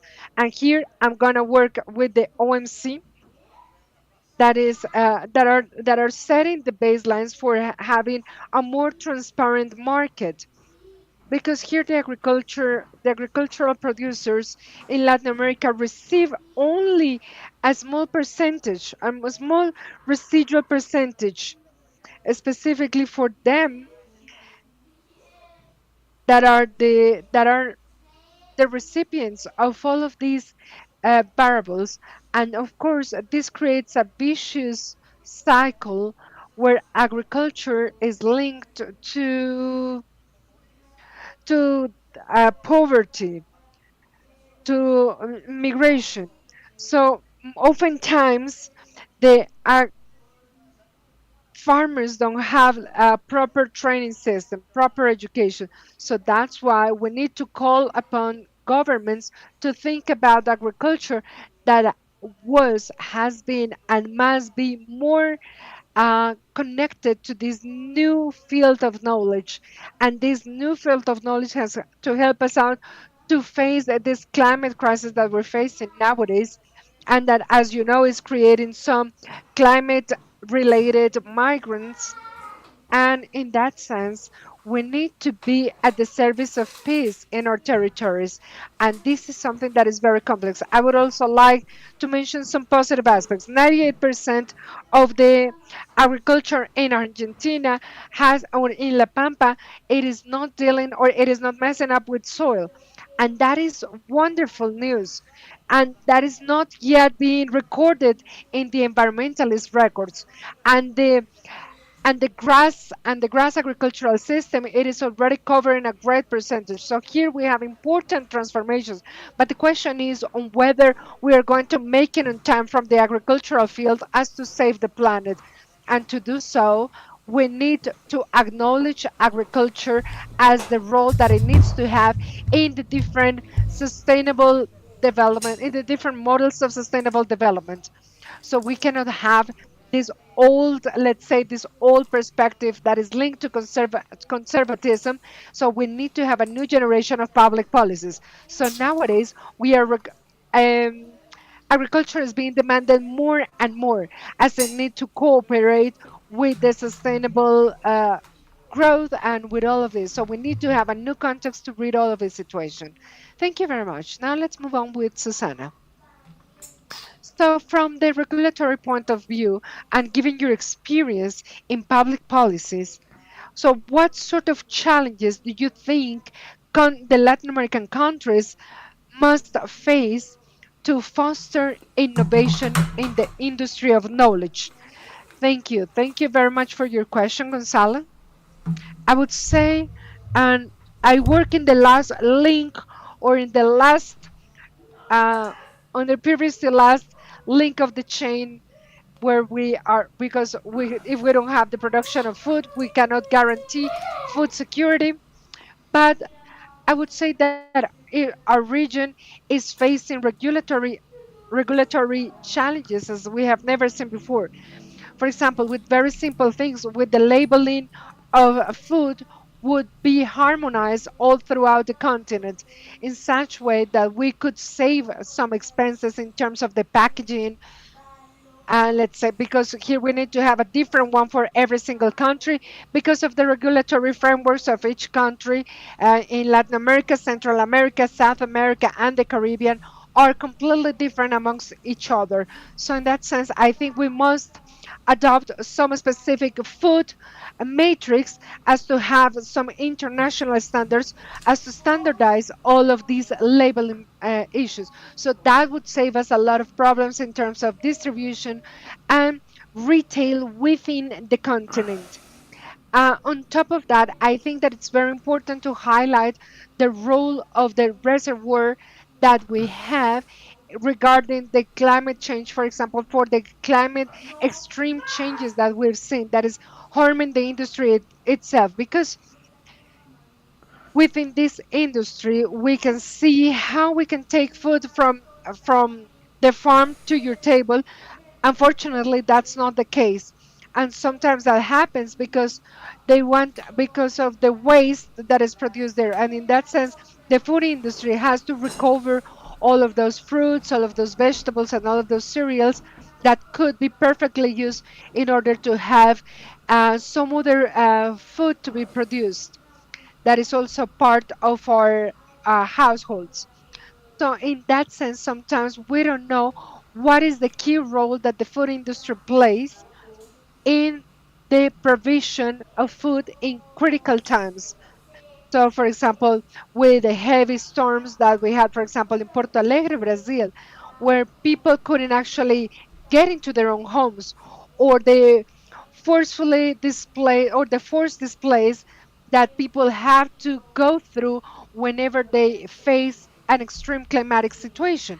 For example, with the wildfires in our country, as an example. So here we have, for example, the importance of the food industry or what may happen with food. For example, we cannot cook beans the way we traditionally do it in critical times, such as the ones that I've mentioned. So it is important to acknowledge the role of the food industry as a safeguard of the food security that we are all looking for. Okay, we only have 9 minutes left. So I'm afraid this is going to be our last round of questions. So, within the context of economic growth and having in mind the role the private sector play with this economic growth, so how does CAF see this public-private partnership and the efforts of the private sector as to contribute to this economic growth, in this case, as to be accountable for the challenges in everything that has to do with food security? Well, by listening to Susanna, and actually having in mind,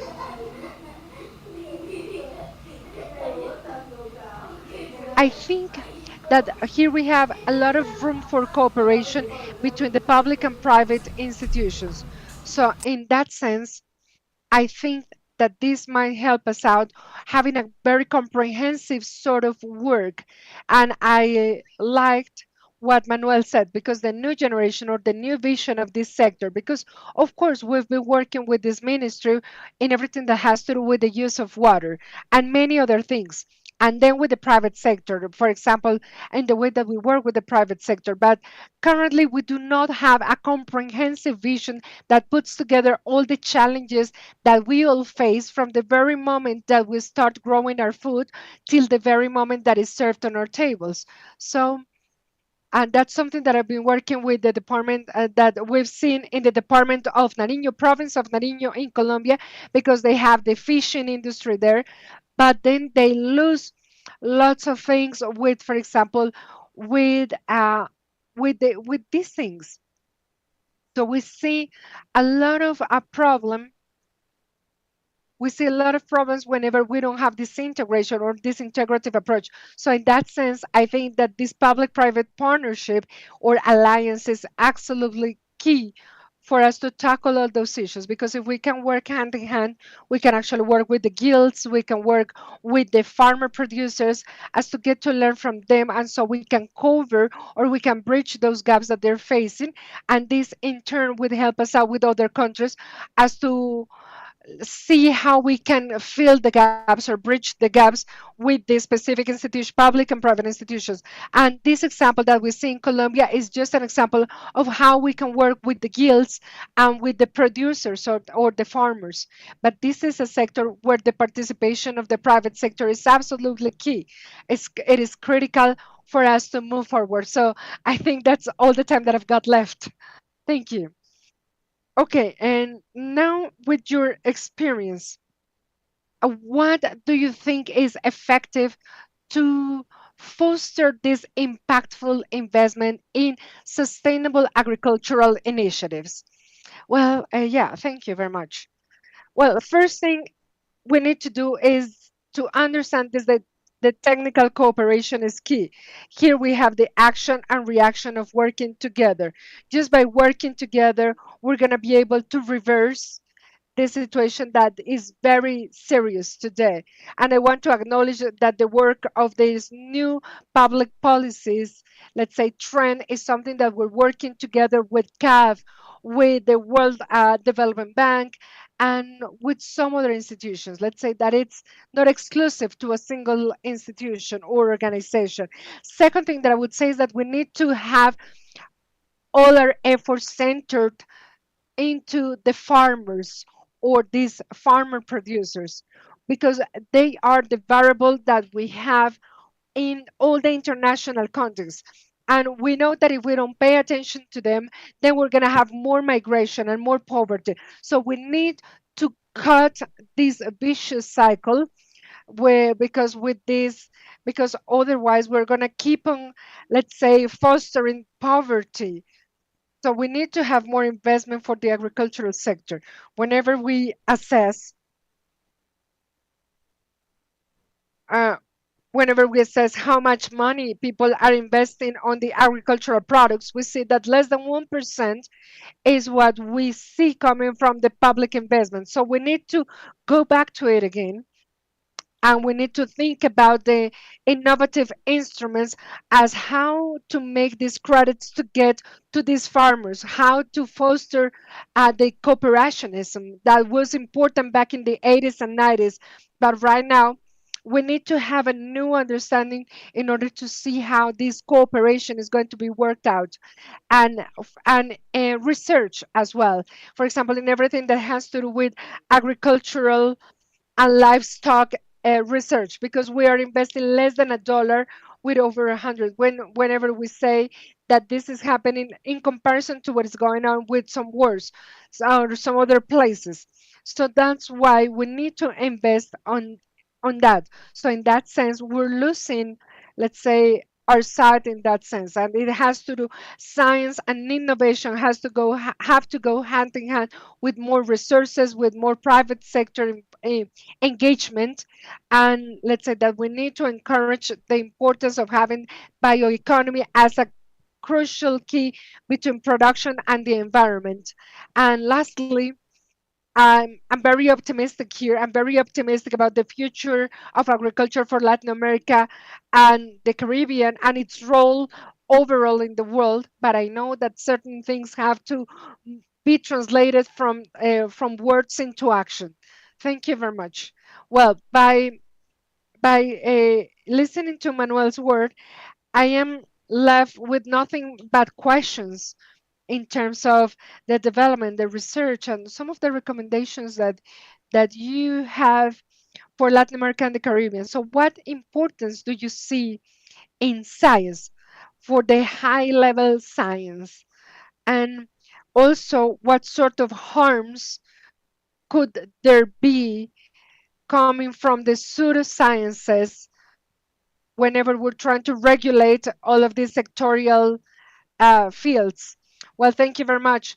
I'm a scientist myself, and as I said before in one of the meetings and the science of food and food security, we said that world hunger would not only be covered by science, but it would not do that without the science of food, which is something that many people don't know about.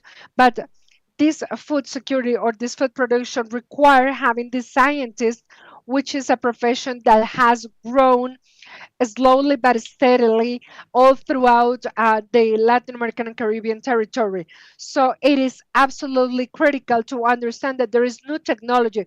There are, for example, very accurate fermentations where I can manage to have, let's say, the same glycosides from stevia that I've got in Paraguay, not even with the plant in my laboratory, just with a specific fermentative or fermentation technique that I may have in my laboratory that can help me out to produce that as much as to produce corn.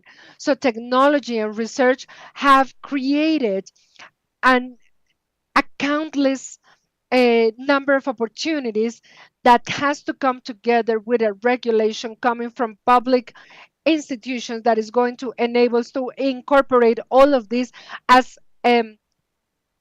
permitted technologies. For example, we have a lot of colorants that are coming from original sources that could be used instead of sugar, for example, for with everything that has to do with people suffering from diabetes and so on. But we need to have the regulatory approval of the different countries throughout Latin America and the Caribbean. That could be, let's say, easier if we had an international regulatory framework that would have permitted or allowed the permission for all of these sort of innovations. So in that way, we could actually foster the way in which we're producing food so we can have this food insecurity as something from the past. All right, thank you very much. Now,